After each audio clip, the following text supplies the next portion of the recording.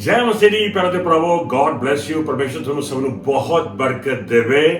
ਪ੍ਰਭੂ ਦਾ ਧੰਨਵਾਦ ਕਰਦੇ ਹਾਂ ਉਹਦੀ ਹਜ਼ੂਰੀ ਦੇ ਲਈ, ਪ੍ਰਭੂ ਦਾ ਧੰਨਵਾਦ ਕਰਦੇ ਹਾਂ ਪਵਿੱਤਰ ਆਤਮਾ ਦੇ ਲਈ ਤੇ ਪ੍ਰਭੂ ਦਾ ਧੰਨਵਾਦ ਕਰਦੇ ਹਾਂ ਉਹਦੀ ਸੰਗਤੀ ਦੇ ਲਈ। ਯਾਦ ਕਰਦੇ ਹਾਂ ਕਿ ਪ੍ਰਭੂ ਦੇ ਬੱਚੇ ਨੇ ਆਖਿਆ ਸੀਗਾ ਕਿ ਜਿੱਥੇ ਦੋ ਜਾਂ ਤਿੰਨ ਨੇ ਪ੍ਰਭੂ ਯਿਸੂ ਮਸੀਹ ਜੀ ਦੇ ਨਾਮ ਦੇ ਵਿੱਚ ਇਕੱਤਰਿਤ ਨੇ, ਪ੍ਰਭੂ ਯਿਸੂ ਮਸੀਹ ਜੀ ਦੀ ਹਜ਼ੂਰੀ ਉੱਥੇ ਮੌਜੂਦ ਹੈ।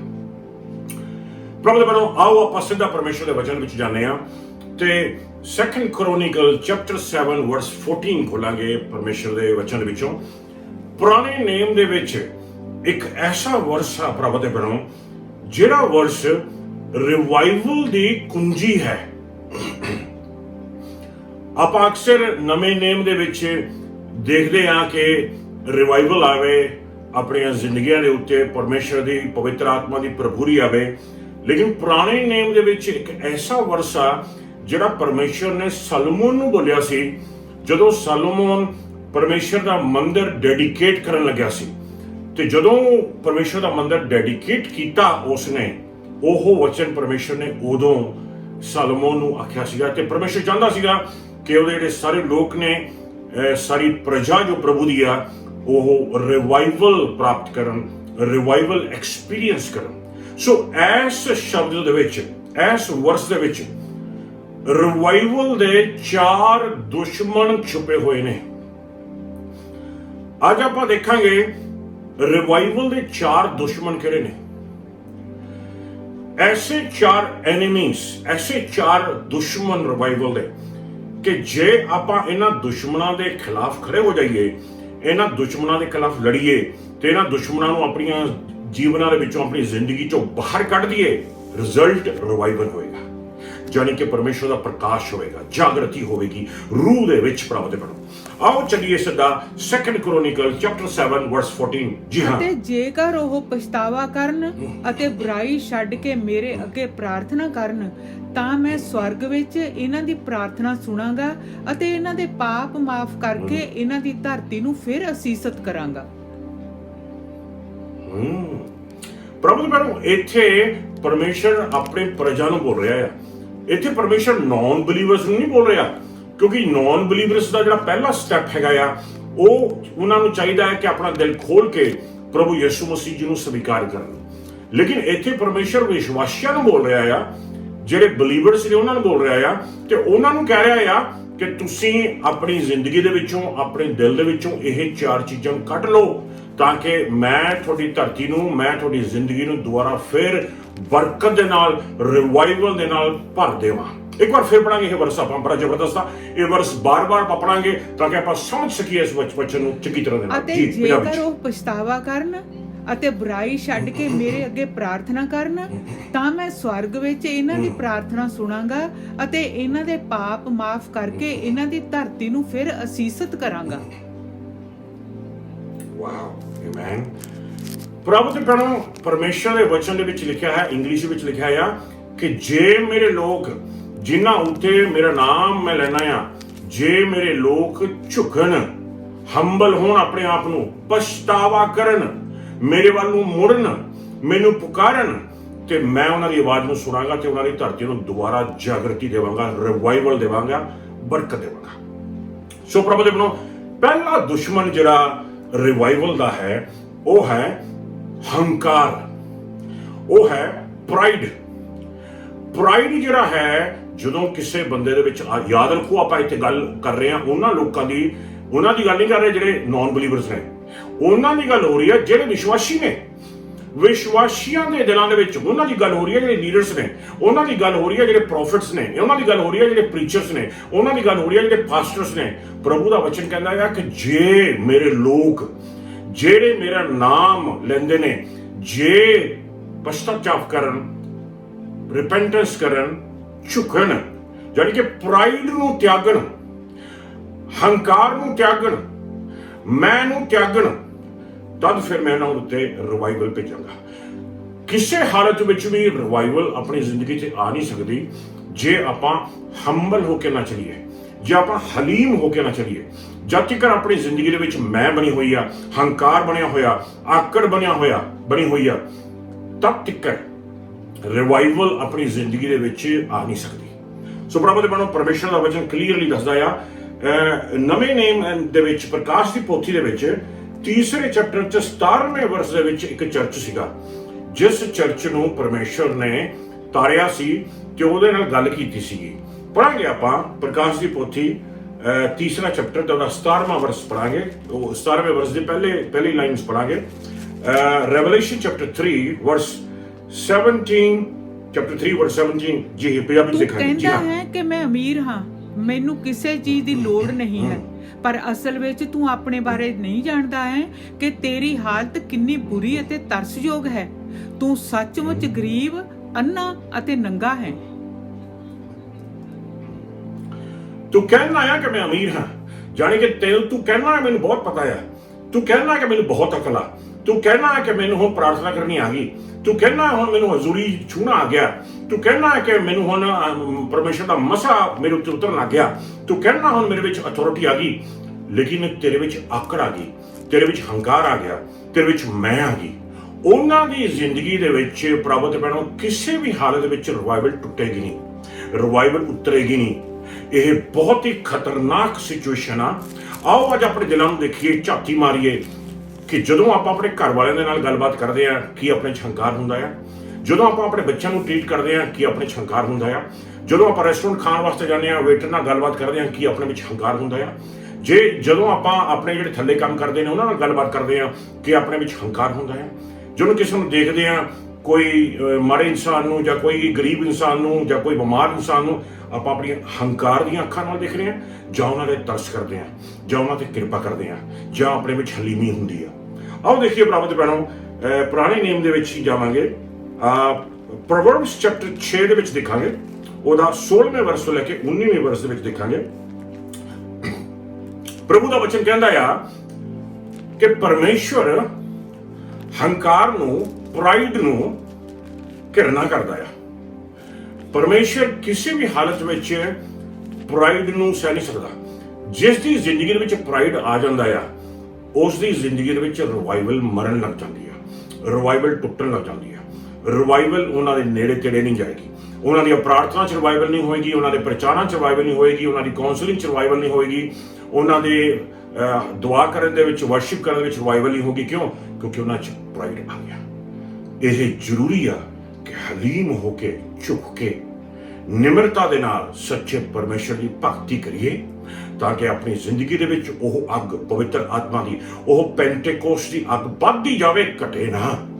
ਆਓ ਪੜ੍ਹੀਏ ਪ੍ਰੋਵਰਬਸ ਚੈਪਟਰ 6 ਵਰਸ 16 to 19। ਜੀ ਹਾਂ, 7 ਚੀਜ਼ਾਂ ਹਨ ਜਿਨ੍ਹਾਂ ਨੂੰ ਪ੍ਰਭੂ ਘਿਰਣਾ ਕਰਦਾ ਹੈ ਅਤੇ ਉਹ ਉਹਨਾਂ ਨੂੰ ਸਹਿਣ ਨਹੀਂ ਕਰ ਸਕਦਾ ਹੈ। ਹੰਕਾਰੀ ਅੱਖਾਂ, ਝੂਠ ਬੋਲਣ ਵਾਲੀ ਜੀਭ, ਮਾਸੂਮਾਂ ਦਾ ਕਤਲ ਕਰਨ ਵਾਲੇ ਹੱਥ, ਦੁਸ਼ਟਤਾ ਭਰੀਆਂ ਵਿਉਂਤਾਂ ਬਣਾਉਣ ਵਾਲਾ ਮਨ, ਬੁਰਾਈ ਦੇ ਰਾਹ ਤੇ ਚੱਲਣ ਵਾਲੇ ਪੈਰ, ਝੂਠੀਆਂ ਗਵਾਹੀਆਂ ਦੇਣ ਵਾਲਾ ਮੂੰਹ ਅਤੇ ਮਿੱਤਰਾਂ ਵਿੱਚ ਫੁੱਟ ਪਾਉਣ ਵਾਲਾ ਮਨੁੱਖ। ਇਹ ਸਾਰੇ ਕੁਝ ਦੀ ਜੜ ਹੰਕਾਰ ਹੈ। ਹੰਕਾਰ ਭਰੀਆਂ ਅੱਖਾਂ, ਜੇ ਅੱਖਾਂ ਹੰਕਾਰ ਭਰੀਆਂ ਜਾਣੀ ਕਿ ਸੋਚਾਂ ਵੀ ਹੰਕਾਰ ਭਰੀਆਂ, ਜੇ ਸੋਚਾਂ ਹੰਕਾਰ ਭਰੀਆਂ ਜਾਣੀ ਕਿ ਉਹਨਾਂ ਦੇ ਦਿਲ ਵਿੱਚ ਵੀ ਹੰਕਾਰ ਆ, ਉਹਨਾਂ ਦੇ ਕੰਮ ਦੇ ਵਿੱਚ ਵੀ ਹੰਕਾਰ ਆ। ਜੋ ਬੋਲਦੇ ਨੇ ਹੰਕਾਰ ਨਾਲ ਬੋਲਦੇ ਨੇ, ਜੋ ਸੁਣਦੇ ਨੇ, ਜੋ ਵਿਚਾਰਦੇ ਨੇ, ਜੋ ਕਰਦੇ ਨੇ ਹੰਕਾਰ ਦੇ ਨਾਲ ਕਰਦੇ ਨੇ, ਤੇ ਉਹਨਾਂ ਦੀ ਜ਼ਿੰਦਗੀ ਦੇ ਵਿੱਚ ਰਿਵਾਈਵਲ ਆ ਨਹੀਂ ਸਕਦੀ, ਉਤਰ ਨਹੀਂ ਸਕਦੀ, ਤੇ ਪਰਮੇਸ਼ਰ ਘਿਰਨਾ ਕਰਦਾ ਆ, ਪਰਮੇਸ਼ਰ ਹੇਟ ਕਰਦਾ ਆ ਐਸੇ ਹੰਕਾਰ ਨੂੰ। ਤੇ ਪ੍ਰਭੂ ਤੇ ਭੈਣੋ, ਆਪਾਂ ਚਾਹੁੰਦੇ ਆ ਕਿ ਰਿਵਾਈਵਲ ਆਪਣੇ ਉੱਤੇ ਆਵੇ, ਆਪਾਂ ਚਾਹੁੰਦੇ ਆ ਕਿ ਪਵਿੱਤਰ ਆਤਮਾ ਦੀ ਹਜ਼ੂਰੀ, ਉਹਦਾ ਮਸਾ ਆਪਣੇ ਉੱਤੇ ਆਵੇ, ਆਪਾਂ ਚਾਹੁੰਦੇ ਆ ਕਿ ਆਪਾਂ ਰਿਵਾਈਵਲ ਵਿੱਚ ਵੱਧ ਸਕੀਏ। ਤੇ ਆਓ ਇਹ ਸਾਰੀਆਂ ਚੀਜ਼ਾਂ ਆਪਣੇ ਜੀਵਨ ਦੇ ਵਿੱਚੋਂ ਕੱਢ ਦਈਏ, ਝੁਕ ਜਾਈਏ, ਮਾਫ ਕਰ ਦਈਏ ਇੱਕ ਦੂਜੇ ਨੂੰ, ਪੂਰੀ ਹਲੀਮੇ ਦੇ ਨਾਲ ਪਰਮੇਸ਼ਰ ਦੀ ਹਜ਼ੂਰੀ ਦੇ ਵਿੱਚ ਆਈਏ, ਪੂਰੀ ਹਲੀਮੇ ਦੇ ਨਾਲ ਪਰਮੇਸ਼ਰ ਦਾ ਨਾਮ ਉੱਚਾ ਕਰੀਏ, ਤੇ ਪ੍ਰਾਈਡ ਦਾ ਕੋਈ ਨਾਮੋ ਨਿਸ਼ਾਨ ਆਪਣੇ ਜੀਵਨ 'ਚ ਨਾ ਹੋਵੇ। ਤਦ ਪਰਮੇਸ਼ਰ ਕਿਰਪਾ ਕਰੇਗਾ, ਦਇਆ ਕਰੇਗਾ ਤੇ ਆਪਣੇ ਜੀਵਨ ਨੂੰ ਆਪਣੀ ਹਜ਼ੂਰੀ ਦੇ ਨਾਲ ਭਰਪੂਰ ਕਰ ਦੇਵੇਗਾ।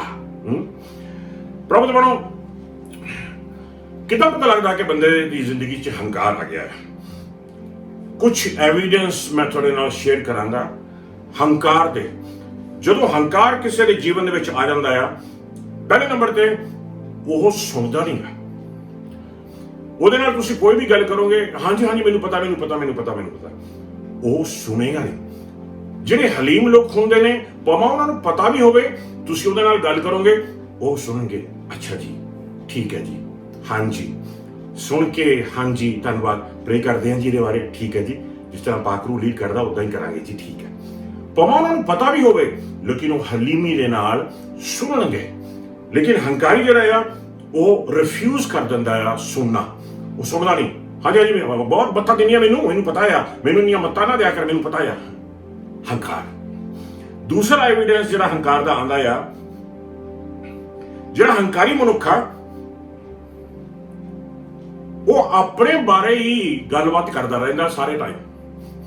ਹਾਂਜੀ ਮੈਂ ਵੀ ਐਂ ਕੀਤਾ ਸੀ ਜੀ, ਹਾਂਜੀ ਮੇਰੇ ਨਾਲ ਵੀ ਇੰਜ ਹੋਇਆ ਸੀ, ਹਾਂਜੀ ਮੈਨੂੰ ਵੀ ਇੰਜ ਪਤਾ ਹੈ ਜੀ, ਹਾਂਜੀ ਮੈਂ ਵੀ ਐਂ ਕਰਦਾ ਹੁੰਨਾ ਜੀ, ਹਾਂਜੀ ਮੈਂ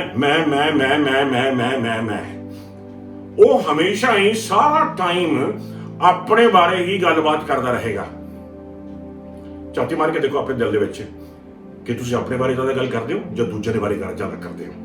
ਪਰਮੇਸ਼ਰ ਦਾ ਬੱਚਾ ਕਹਿੰਦਾ ਦੂਜਿਆਂ ਨੂੰ ਇਨਕਰੇਜ ਕਰੋ, ਦੂਸਰਿਆਂ ਦੇ ਬਾਰੇ ਗੱਲਬਾਤ ਕਰੋ। ਬਹੁਤ ਅੱਛੀ ਦੁਆ ਹੋਈ ਜੀ, ਬਹੁਤ ਅੱਛਾ ਪ੍ਰਚਾਰ ਹੋਇਆ ਜੀ, ਬਹੁਤ ਅੱਛਾ ਸੇਵਾ ਤੁਸੀਂ ਕੀਤੀ, ਬਹੁਤ ਫਲੈਟ ਤੁਸੀਂ ਵੰਡੇ, ਬੜੀ ਚੰਗੀ ਤਰ੍ਹਾਂ ਨਾਲ ਵੰਡੇ, ਬਹੁਤ ਵਧੀਆ ਪ੍ਰੋਗਰਾਮ ਕੀਤਾ। ਬੱਚਿਆਂ ਨੂੰ, ਬਜ਼ੁਰਗਾਂ ਨੂੰ, ਵੱਡਿਆਂ ਨੂੰ, ਛੋਟਿਆਂ ਨੂੰ, ਸਭ ਦੇ ਬਾਰੇ ਗੱਲਬਾਤ ਕਰੋ, ਇੱਕ ਦੂਜੇ ਨੂੰ ਇਨਕਰੇਜ ਕਰੋ। ਬੱਚਿਆਂ ਚ ਆਹ ਨਹੀਂ ਲਿਖਿਆ ਕਿ ਆਪਣੇ ਆਪ ਨੂੰ ਇਨਕਰੇਜ ਕਰੋ, ਦੂਜੇ ਦੇ ਬਾਰੇ ਗੱਲਬਾਤ ਕਰੋ, ਦੂਜੇ ਨੂੰ ਇਨਕਰੇਜ ਕਰੋ। ਲੇਕਿਨ ਜਿਹੜਾ ਹੰਕਾਰੀ ਮਨੁੱਖ ਆ ਉਹ ਆਪਣੇ ਬਾਰੇ ਸਾਰਾ ਟਾਈਮ ਆਪਣੇ ਬਾਰੇ ਹੀ ਲਾ ਦਿੰਦਾ ਆ। ਤੀਸਰਾ ਐਵੀਡੈਂਸ ਜਿਹੜਾ ਆਪਾਂ ਨੂੰ ਹੰਕਾਰ ਦਾ ਮਿਲਦਾ ਆ,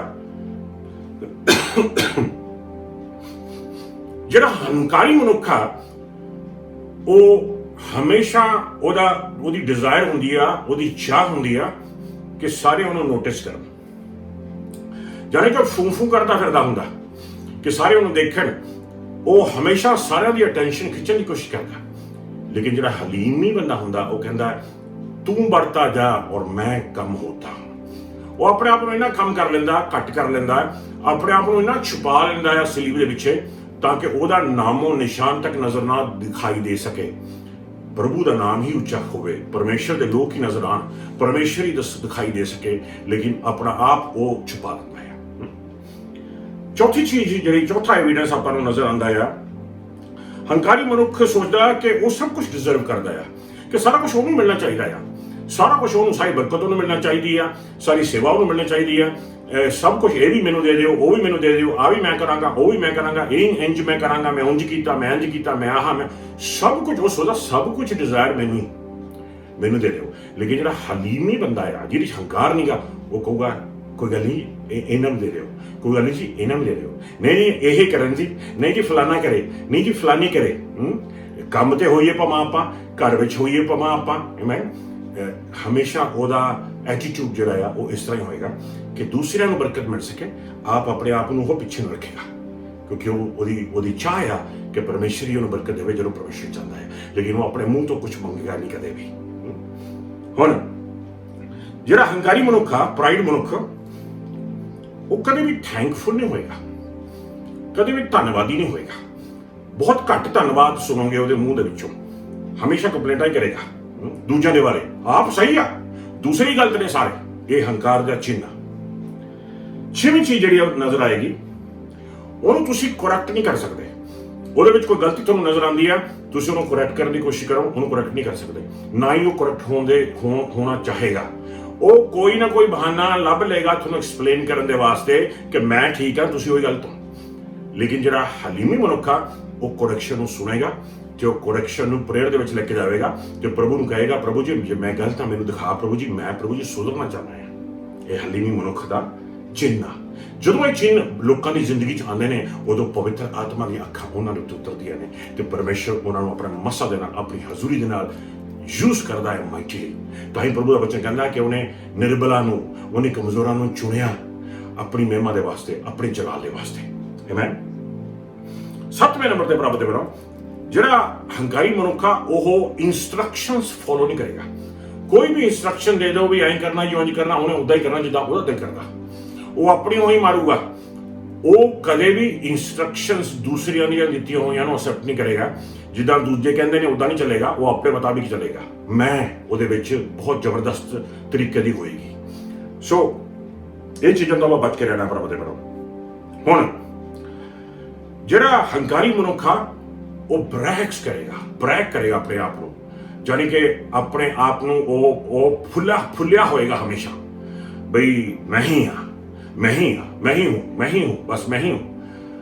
ਜੋ ਕੁਛ ਉਹਨੂੰ ਆਂਦਾ ਉਹ ਆਪਣੀ ਵਡਿਆਈ ਕਰਦਾ ਰਹੇਗਾ, ਆਪਣੇ ਮੂੰਹ ਦੇ ਵਿੱਚੋਂ ਆਪਣੇ ਸ਼ਬਦਾਂ ਦੇ ਨਾਲ ਆਪਣੀ ਵਡਿਆਈ ਕਰੇਗਾ। ਇਹ ਚਿੰਨ੍ਹ ਹੈ ਉਹਦੀ ਜ਼ਿੰਦਗੀ ਦੇ ਵਿੱਚ। ਹੁਣ ਜਿਹੜਾ ਪ੍ਰਾਈਡ ਮਨੁੱਖ ਹੈਗਾ ਆ, ਉਹ ਲਗਾਤਾਰ ਕ੍ਰਿਟਿਸਾਈਜ਼ ਕਰੇਗਾ, ਲਗਾਤਾਰ ਦੂਜਿਆਂ ਦੇ ਵਿੱਚ ਕਮੀਆਂ ਲੱਭੇਗਾ ਤੇ ਆਪਣੇ ਆਪ ਨੂੰ ਸਹੀ ਸ਼ੋ ਕਰੇਗਾ। ਦੂਸਰਿਆਂ ਦੇ ਵਿੱਚ ਕਮੀਆਂ ਲੱਭ ਕੇ ਉਹਨਾਂ ਨੂੰ ਗਲਤ ਸ਼ੋ ਕਰ ਦੇਗਾ, ਲੇਕਿਨ ਆਪਣੇ ਆਪ ਨੂੰ ਸਹੀ ਸ਼ੋ ਕਰ ਦੇਗਾ ਵੀ ਨਹੀਂ ਮੈਂ ਤਾਂ ਠੀਕ ਸੀਗਾ ਜੀ, ਉਹਨੇ ਹੀ ਇਦਾਂ ਕਰਤਾ, ਉਹਨੇ ਇਦਾਂ ਕਰਤਾ, ਉਹਨੇ ਇਦਾਂ ਕਰਤਾ, ਭਾਵੇਂ ਆਪਣੇ ਕੰਮ ਤੇ ਹੋਵੇ, ਭਾਵੇਂ ਆਪਣੇ ਘਰ ਤੇ ਹੋਵੇ।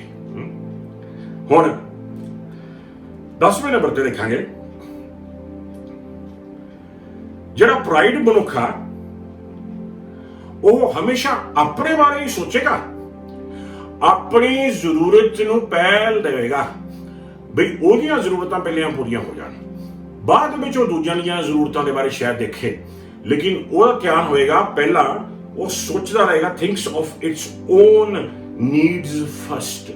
ਉਹਦੀਆਂ ਜ਼ਰੂਰਤਾਂ ਜਿਹੜੀਆਂ ਨੇ ਉਹ ਪੂਰੀਆਂ ਹੋਣੀਆਂ ਚਾਹੀਦੀਆਂ ਨੇ। ਇਹ ਪਹਿਲ ਦੇਵੇਗਾ ਉਹਨੂੰ, ਇਹ ਚਿੰਨ੍ਹ ਉਹਦੀ ਜ਼ਿੰਦਗੀ ਦੇ ਵਿੱਚ ਪ੍ਰਾਈਡ ਦੇ।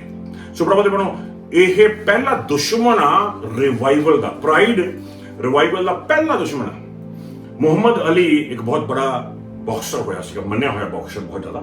ਇੱਕ ਵਾਰ ਉਹ ਯਾਤਰਾ ਕਰ ਰਿਹਾ ਸੀਗਾ ਤੇ ਜਦੋਂ ਯਾਤਰਾ ਕਰ ਰਿਹਾ ਸੀ ਉਹ ਇੱਕ ਜਹਾਜ਼ ਦੇ ਵਿੱਚ ਜਾ ਰਿਹਾ ਸੀਗਾ ਤੇ ਸਾਰੇ ਉਹਨੂੰ ਜਾਣਦੇ ਸੀਗੇ ਆਫ ਕੋਰਸ, ਤੇ ਉਹ ਖੜਾ ਸੀਗਾ ਆਇਲ ਦੇ ਵਿੱਚ ਤੇ ਜਹਾਜ਼ ਉੱਡਣ ਲੱਗਿਆ ਸੀ ਤੇ ਜਦੋਂ ਖੜਾ ਸੀਗਾ ਉਹ ਤੇ ਦੂਸਰੀ 에ਅਰ ਹੋਸਟਸ ਨੇ ਆ ਕੇ ਕਿਹਾ ਉਹਨੂੰ ਵੀ ਮੁਹੰਮਦ ਅਲੀ ਜੀ ਵੀ ਤੁਸੀਂ ਬਹਿ ਜਾਓ, ਬਹਿ ਕੇ ਸੀਟ ਬੈਲਟ ਲਾ ਲਓ, ਬੱਕਲ ਲਾ ਲਓ ਤੁਸੀਂ, ਕਿਉਂਕਿ ਅਸੀਂ ਉੱਡਣ ਲੱਗੇ ਆ।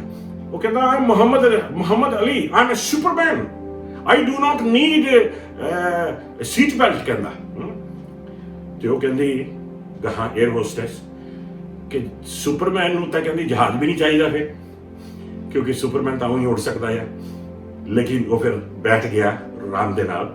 ਲੇਕਿਨ ਯਾਦ ਰੱਖੋ ਪ੍ਰਭੂ ਦੇ ਪੈਰੋਂ ਕਿ ਜਿੰਨੇ ਮਰਜ਼ੀ ਤਕੜੇ ਹੋਈਏ, ਤਾਕਤਵਰ ਆਪਾਂ ਹੋਈਏ, ਆਪਾਂ ਜੇ ਝੁਕ ਕੇ ਚੱਲਾਂਗੇ, ਆਪਾਂ ਹੰਬਲ ਹੋ ਕੇ ਚੱਲਾਂਗੇ, ਆਪਾਂ ਬਰਕਤ ਪ੍ਰਾਪਤ ਕਰਾਂਗੇ, ਸਭ ਨੂੰ ਖੁਸ਼ ਰੱਖਾਂਗੇ ਤੇ ਪਰਮੇਸ਼ਰ ਨੂੰ ਵੀ ਖੁਸ਼ ਰੱਖਾਂਗੇ ਤੇ ਇਹਦੇ ਵਿੱਚ ਆਪਣਾ ਵੀ ਭਲਾ ਆ, ਦੂਸਰਿਆਂ ਸਾਰਿਆਂ ਦਾ ਵੀ ਭਲਾ ਹੈ।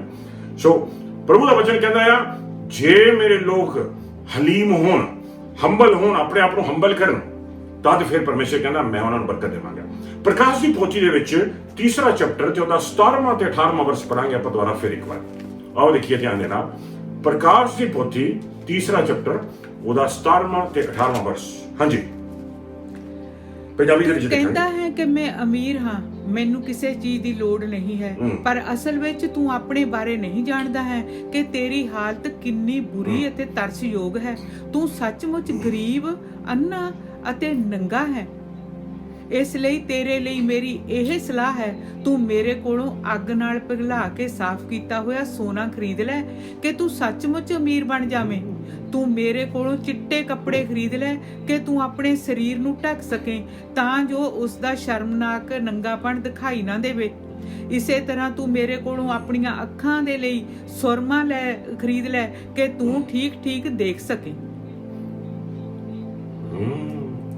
ਜਾਨੀ ਕਿ ਹੰਕਾਰ ਤੇਰੀਆਂ ਅੱਖਾਂ ਤੋਂ ਚਲੇ ਜਾਵੇ। ਪ੍ਰਭੂ ਕਹਿੰਦੇ ਨੇ ਪਿਘਲਿਆ ਹੋਇਆ ਸੋਨਾ ਲੈ, ਮਤਲਬ ਰਿਵਾਈਵਲ।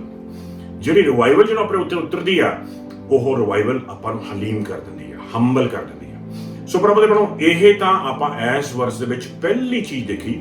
ਪਹਿਲਾ ਦੁਸ਼ਮਣ ਜਿਹੜਾ ਰਿਵਾਈਵਲ ਦਾ ਹੈ ਉਹ ਹੈ ਹੰਕਾਰ। ਆਓ ਅੱਜ ਹੰਕਾਰ ਨੂੰ ਆਪਣੇ ਜੀਵਨ ਦੇ ਵਿੱਚ, ਆਪਣੀ ਜ਼ਿੰਦਗੀ ਦੇ ਵਿੱਚ ਕੱਢੀਏ। ਪ੍ਰਭੂ ਨੇ ਕਿਹਾ ਸੀ ਜਿਹੜਾ ਮੇਰੇ ਪਿੱਛੇ ਲੰਘਾਉਂਦਾ ਹੋਵੇ ਆਪਣੇ ਆਪ ਨੂੰ ਇਨਕਾਰ ਕਰੇ ਤੇ ਆਪਣੀ ਸਲੀਬ ਉਠਾਵੇ ਡੇਲੀ, ਹਰ ਦਿਨ ਫਿਰ ਮੇਰੇ ਪਿੱਛੇ ਹੋਵੇ। ਹਰ ਦਿਨ ਆਪਾਂ ਨੂੰ ਚਾਹੀਦਾ ਹੈ ਕਿ ਆਪਾਂ ਹਲੀਮ ਹੋਈਏ, ਆਪਾਂ ਝੁਕੀਏ। ਹਰ ਦਿਨ ਆਪਾਂ ਨੂੰ ਚਾਹੀਦਾ ਆ ਕਿ ਆਪਾਂ ਪਰਮੇਸ਼ਰ ਨੂੰ ਸਾਰੀ ਮਹਿਮਾ ਜਲਾਲ ਦੇਈਏ ਤੇ ਉਹਨੂੰ ਕਹੀਏ ਤੂੰ बढ़ता ਜਾ ਔਰ ਮੈਂ ਕਮ ਹੋਤਾ ਜਾਊਂ। ਦੂਸਰੀ ਚੀਜ਼ ਪ੍ਰਭੂ ਤੇ ਬਣੋ, ਆਪਾਂ ਪੜਿਆ ਸੀਗਾ ਇਹੀ ਵਚਨ ਜਿਹੜਾ ਕਰੋਨੀਕਲਸ ਦੇ ਵਿੱਚ ਆਪਾਂ ਦੇਖਿਆ ਸੀਗਾ, ਇੱਕ ਵਾਰ ਫੇਰ ਪੜਾਂਗੇ ਉਸ ਵਚਨ ਨੂੰ। ਕਰੋਨੀਕਲਸ ਦੇ ਵਿੱਚ ਜਿਹੜਾ ਆਪਾਂ ਪੜ੍ਹ ਕੇ ਗਏ ਹੈਗੇ ਆ, 2 ਕਰੋਨੀਕਲ ਚੈਪਟਰ 7 ਵਰਸ 14। ਇਹਦੇ ਵਿੱਚ ਇੱਕ ਹੋਰ ਗੱਲ ਆਉਂਦੀ ਆ, ਕਹਿੰਦਾ ਕਿ ਜੇ ਮੇਰੇ ਲੋਕ ਝੁਕਣ, ਤੌਬਾ ਕਰਨ ਤੇ ਫਿਰ ਪ੍ਰਾਰਥਨਾ ਕਰਨ। ਜਾਨੀ ਕਿ ਦੂਸਰਾ ਜਿਹੜਾ ਦੁਸ਼ਮਣ ਆ ਰਿਵਾਈਵਲ ਦਾ ਉਹ ਹੈ ਪ੍ਰੇਅਰਲੈਸਨੈਸ। ਜਾਨੀ ਕਿ ਜਦੋਂ ਪ੍ਰਾਰਥਨਾ ਦਾ ਘਾਟਾ ਹੁੰਦਾ ਹੈ। ਆਓ ਪੜ੍ਹੀਏ ਇੱਕ ਵਾਰ ਫਿਰ ਇਹ ਵਚਨ। ਜੀ ਹਾਂ। ਅਤੇ ਜੇਕਰ ਉਹ ਪਛਤਾਵਾ ਕਰਨ ਅਤੇ ਬੁਰਾਈ ਛੱਡ ਕੇ ਮੇਰੇ ਅੱਗੇ ਪ੍ਰਾਰਥਨਾ ਕਰਨ, ਤਾਂ ਮੈਂ ਪ੍ਰਾਰਥਨਾ ਕਰਨ ਤਾਂ ਮੈਂ ਪ੍ਰਾਰਥਨਾ ਕਰਨ। ਪ੍ਰਾਰਥਨਾ ਘੱਟ ਜਦੋਂ ਹੋ ਜੇ, ਮੁਸ਼ਕਲਾਂ ਸਿਚੁਏਸ਼ਨਸ ਆਣ, ਆਪਾਂ ਸੋਚਦੇ ਰਹਿੰਦੇ ਹਾਂ ਕਿੱਦਾਂ ਹੱਲ ਕਰੀਏ। ਇਹ ਤੋਂ ਬਜਾਏ ਕਿ ਆਪਾਂ ਪ੍ਰਾਰਥਨਾ ਦੇ ਵਿੱਚ ਜ਼ਿਆਦਾ ਟਾਈਮ ਲਾ ਸਕੀਏ, ਪ੍ਰਾਰਥਨਾ ਦੇ ਵਿੱਚ ਬਹਿ ਸਕੀਏ, ਪ੍ਰਭੂ ਦੇ ਅੱਗੇ ਪੁਕਾਰ ਸਕੀਏ, ਸਵੇਰੇ ਪ੍ਰਾਰਥਨਾ ਕਰ ਸਕੀਏ, ਰਾਤ ਨੂੰ ਪ੍ਰਾਰਥਨਾ ਕਰ ਸਕੀਏ, ਕੰਮ ਤੇ ਜਾਂਦੇ ਹੋਏ ਪ੍ਰਾਰਥਨਾ ਕਰ ਸਕੀਏ, ਕੰਮ ਤੋਂ ਆਉਂਦੇ ਹੋਏ ਪ੍ਰਾਰਥਨਾ ਕਰ ਸਕੀਏ, ਆਪਣੀ ਮੀਟਿੰਗ ਤੋਂ ਪਹਿਲਾਂ ਪ੍ਰਾਰਥਨਾ ਹੁੰਦੀ ਆ, ਬਹੁਤ ਹੀ ਚੰਗੀ ਗੱਲ ਹੈਗੀ ਆ। ਜਦੋਂ ਪ੍ਰਾਰਥਨਾ ਦਾ ਘਾਟਾ ਹੋਵੇ, ਪ੍ਰੇਅਰ ਦਾ ਘਾਟਾ ਹੋਵੇ, ਬਹੁਤ ਦਫਾ ਆਪਾਂ ਨੂੰ ਰੂਹ ਦਾ ਬੈਪਟਿਜ਼ਮ ਮਿਲਿਆ ਹੋਇਆ ਆ। ਰੂਹ ਦੇ ਬੈਪਟਿਜ਼ਮ ਮਿਲਣ ਤੋਂ ਬਾਅਦ ਪਰਮੇਸ਼ਰ ਨੇ ਆਪਾਂ ਨੂੰ ਛੁਟਕਾਰੇ ਦਿੱਤੇ, ਆਪਣੇ ਡਰ ਦੂਰ ਹੋ ਗਏ, ਆਪਣੀਆਂ ਬਿਮਾਰੀਆਂ ਦੂਰ ਹੋ ਗਈਆਂ, ਆਪਣੀਆਂ ਤਕਲੀਫਾਂ ਦੂਰ ਹੋ ਗਈਆਂ, ਆਪਣੀਆਂ ਸਿਚੁਏਸ਼ਨ ਦੂਰ ਹੋ ਗਈਆਂ।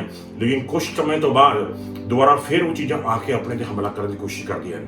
ਦੁਬਾਰਾ ਫਿਰ ਸ਼ੈਤਾਨ ਆਪਾਂ ਨੂੰ ਡਰਾਉਣ ਦੀ ਕੋਸ਼ਿਸ਼ ਕਰਦਾ ਹੈ, ਦੁਬਾਰਾ ਫਿਰ ਆਪਣੇ ਉੱਤੇ ਉਹੀ ਬਿਮਾਰੀਆਂ, ਉਹੀ ਕਮਜ਼ੋਰੀਆਂ ਆਉਣ ਦੀ ਕੋਸ਼ਿਸ਼ ਕਰਦੀ ਹੈ। ਕਿਉਂ?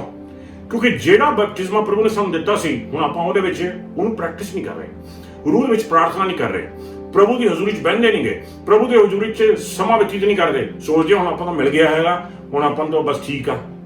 ਲੇਕਿਨ ਪ੍ਰਭੂ ਦਾ ਵਚਨ ਕਹਿੰਦਾ ਹੈ, ਜੇ ਪ੍ਰਾਰਥਨਾ ਕਰਨ, ਮੇਰੇ ਲੋਕ ਮੇਰੇ ਮੂਹਰੇ ਆਉਣ, ਮੇਰੇ ਨਾਲ ਗੱਲਬਾਤ ਕਰਨ, ਤਦ ਮੈਂ ਉਹਨਾਂ ਨੂੰ ਬਰਕਤ ਦੇਵਾਂਗਾ, ਉਹਨਾਂ ਦੀ ਧਰਤੀ ਨੂੰ ਉਹਨਾਂ ਤੇ ਰਿਵਾਈਵਲ ਭੇਜਾਂਗਾ। ਆਓ ਦੇਖੀਏ ਜੇਮਸ ਚੈਪਟਰ 4 ਦੇਖਾਂਗੇ। ਜੇਮਸ ਚੈਪਟਰ 4 ਵਾਲਾ ਵਰਸ 2 ਤੇ 3 ਪੜਾਂਗੇ ਆਪਾਂ ਪੰਜਾਬੀ ਦੇ ਵਿੱਚ। James chapter 4 verse 2 and 3 Punjabi ਦੇ ਵਿੱਚ ਦੇਖੀਏ। ਹਾਂਜੀ,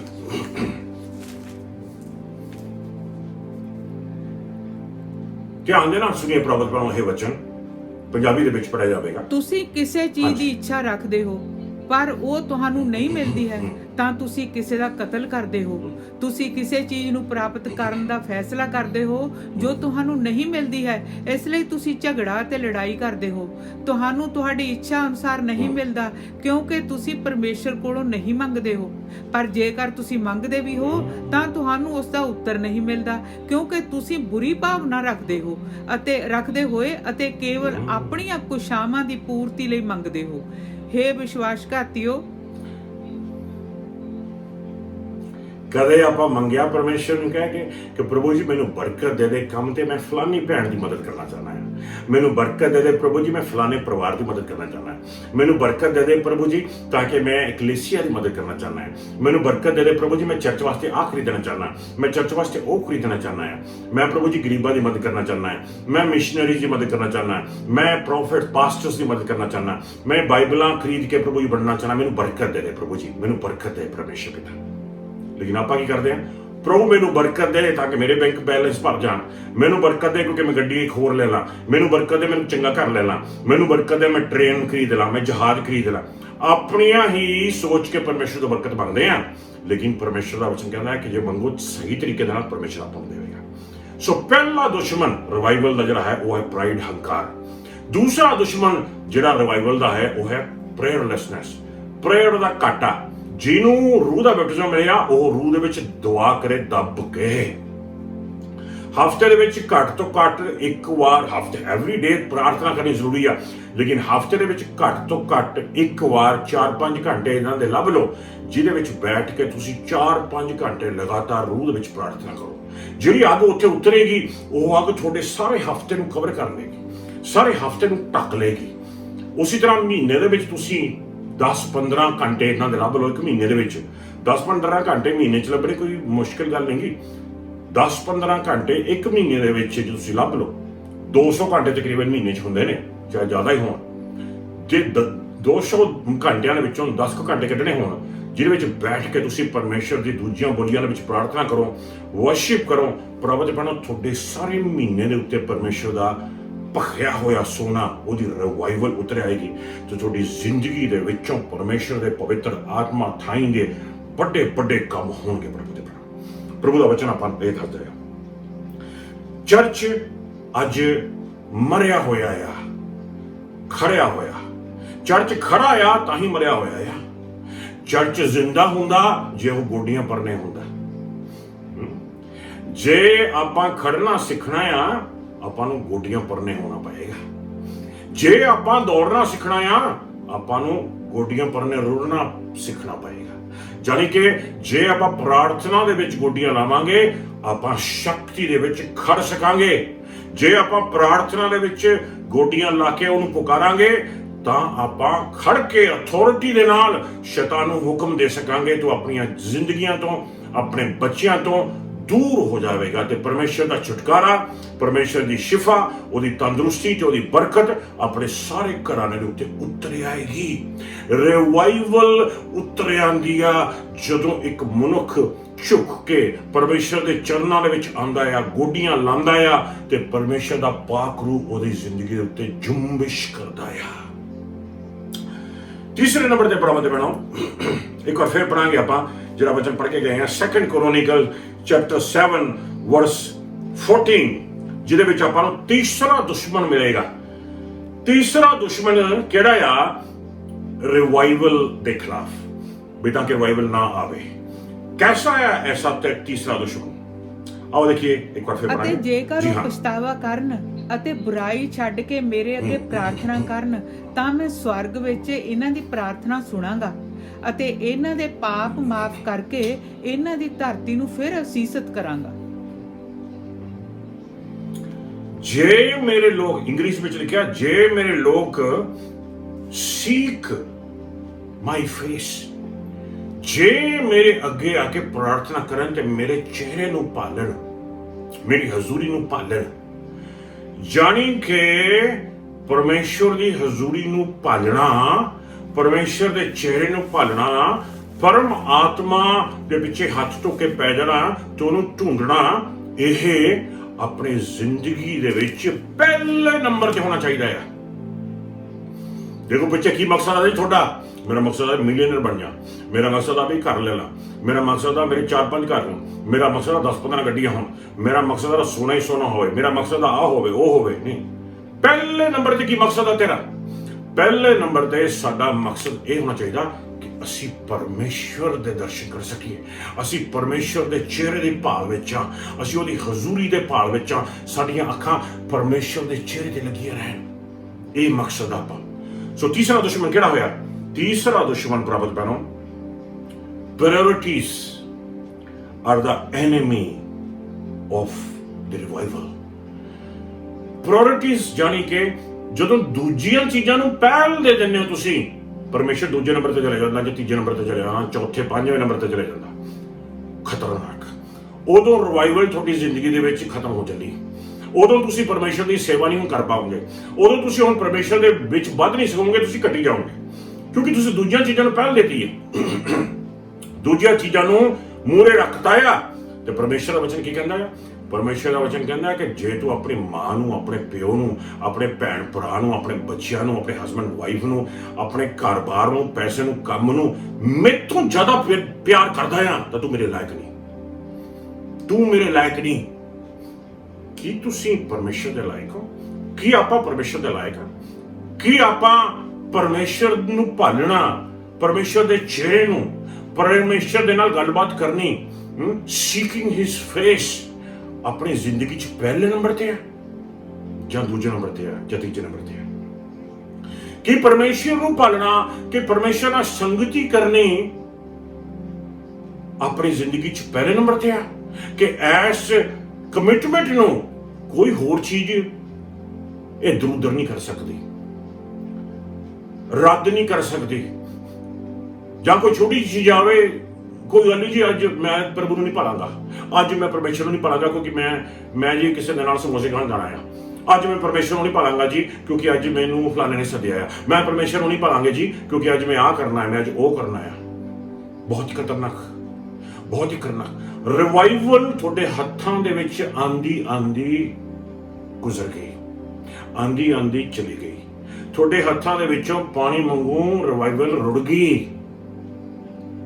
ਇੰਨੀ ਮਿਹਨਤ ਕੀਤੀ, ਪ੍ਰਭੂ ਨੂੰ ਸਵੀਕਾਰ ਕੀਤਾ, ਇੰਨੀ ਭਗਤੀ ਕੀਤੀ, ਇਹਨਾਂ ਸਿੱਖਿਆ ਪਰਮੇਸ਼ਰ ਨੂੰ, ਲੇਕਿਨ ਅਖੀਰ 'ਚ ਆਂਦੇ ਦੂਜੀਆਂ ਚੀਜ਼ਾਂ ਨੂੰ ਤੁਸੀਂ ਪਹਿਲ ਦੇਣੀ ਸ਼ੁਰੂ ਕਰ ਦਿੱਤੀ, ਆਪਣੇ ਬੱਚਿਆਂ ਨੂੰ ਪਹਿਲ ਦੇਣੀ ਸ਼ੁਰੂ ਕਰ ਦਿੱਤੀ, ਆਪਣੇ ਕੰਮ ਨੂੰ ਪਹਿਲ ਦੇਣੀ ਸ਼ੁਰੂ ਕਰ ਦਿੱਤੀ। ਪ੍ਰਭੂ ਦਾ ਵਚਨ ਕਹਿੰਦਾ ਜੇ ਤੂੰ ਮੈਨੂੰ ਪਹਿਲ ਦੇਵੇਂ, ਜੇ ਤੂੰ ਆਪਣੇ ਪੂਰੇ ਦਿਲ ਨਾਲ ਮੇਰੀ ਹਜ਼ੂਰੀ ਨੂੰ ਭਾਲੇ, ਮੇਰੀ ਹਜ਼ੂਰੀ ਨੂੰ ਢੂੰਢੇ, ਜੇ ਤੂੰ ਮੇਰੇ ਕੰਮ ਕਰੇ ਮੈਂ ਤੇਰੇ ਕੰਮ ਕਰਾਂਗਾ, ਜੇ ਤੂੰ ਮੈਨੂੰ ਪਹਿਲ ਦੇਵੇਂ ਮੈਂ ਤੈਨੂੰ ਪਹਿਲ ਦੇਵਾਂਗਾ। ਆਪਣੇ ਪੂਰੇ ਦਿਲ ਦੇ ਨਾਲ ਜੇ ਤੂੰ ਮੈਥੋਂ ਮੰਗੇਗਾ ਮੈਂ ਤੈਨੂੰ ਦੇਵਾਂਗਾ। ਸਭ ਤੋਂ ਪਹਿਲਾਂ ਆਪਣੇ ਪੂਰੇ ਦਿਲ ਨਾਲ ਤੂੰ ਪਰਮੇਸ਼ਰ ਦੇ ਰਾਜ ਦੀ ਖੋਜ ਕਰ। ਬਾਕੀ ਦੀਆਂ ਸਾਰੀਆਂ ਚੀਜ਼ਾਂ ਤੈਨੂੰ ਐਜ਼ ਅ ਗਿਫਟ ਦਿੱਤੀਆਂ ਜਾਣਗੀਆਂ। ਪ੍ਰਭੂ ਦਾ ਵਚਨ ਕਹਿੰਦਾ ਹੈ। ਲੇਕਿਨ ਆਪਾਂ ਦੂਜੀਆਂ ਚੀਜ਼ਾਂ ਦੇ ਪਿੱਛੇ ਪੈ ਜਾਂਦੇ ਹਾਂ, ਪ੍ਰਭੂ ਨੂੰ ਛੱਡ ਦਿੰਦੇ ਹਾਂ। ਇਹ ਤੀਸਰਾ ਹੁਕਮ ਆ ਜੀ। ਇਹ ਤੀਸਰਾ ਦੁਸ਼ਮਣ ਆ ਰਿਵਾਈਵਲ ਦੇ ਵਾਸਤੇ, ਰਿਵਾਈਵਲ ਆਪਣੀ ਜ਼ਿੰਦਗੀ ਦੇ ਵਿੱਚ ਨਾ ਆ ਸਕੇ। ਆਇਜ਼ਾਇਆ ਦੇਖਾਂਗੇ ਆਪਾਂ। ਆਇਜ਼ਾਇਆ ਚੈਪਟਰ 55 ਵਰਸ 6 ਬੜਾ ਫੇਮਸ ਵਰਸ ਹੈਗਾ ਹੈ। ਤੇ ਯਸਾਇਆ 55 ਉਹਦਾ 6ਵਾਂ ਵਰਸ ਆਪਾਂ ਦੇਖਾਂਗੇ। ਜੀ ਹਾਂ, ਪੰਜਾਬੀ ਚ।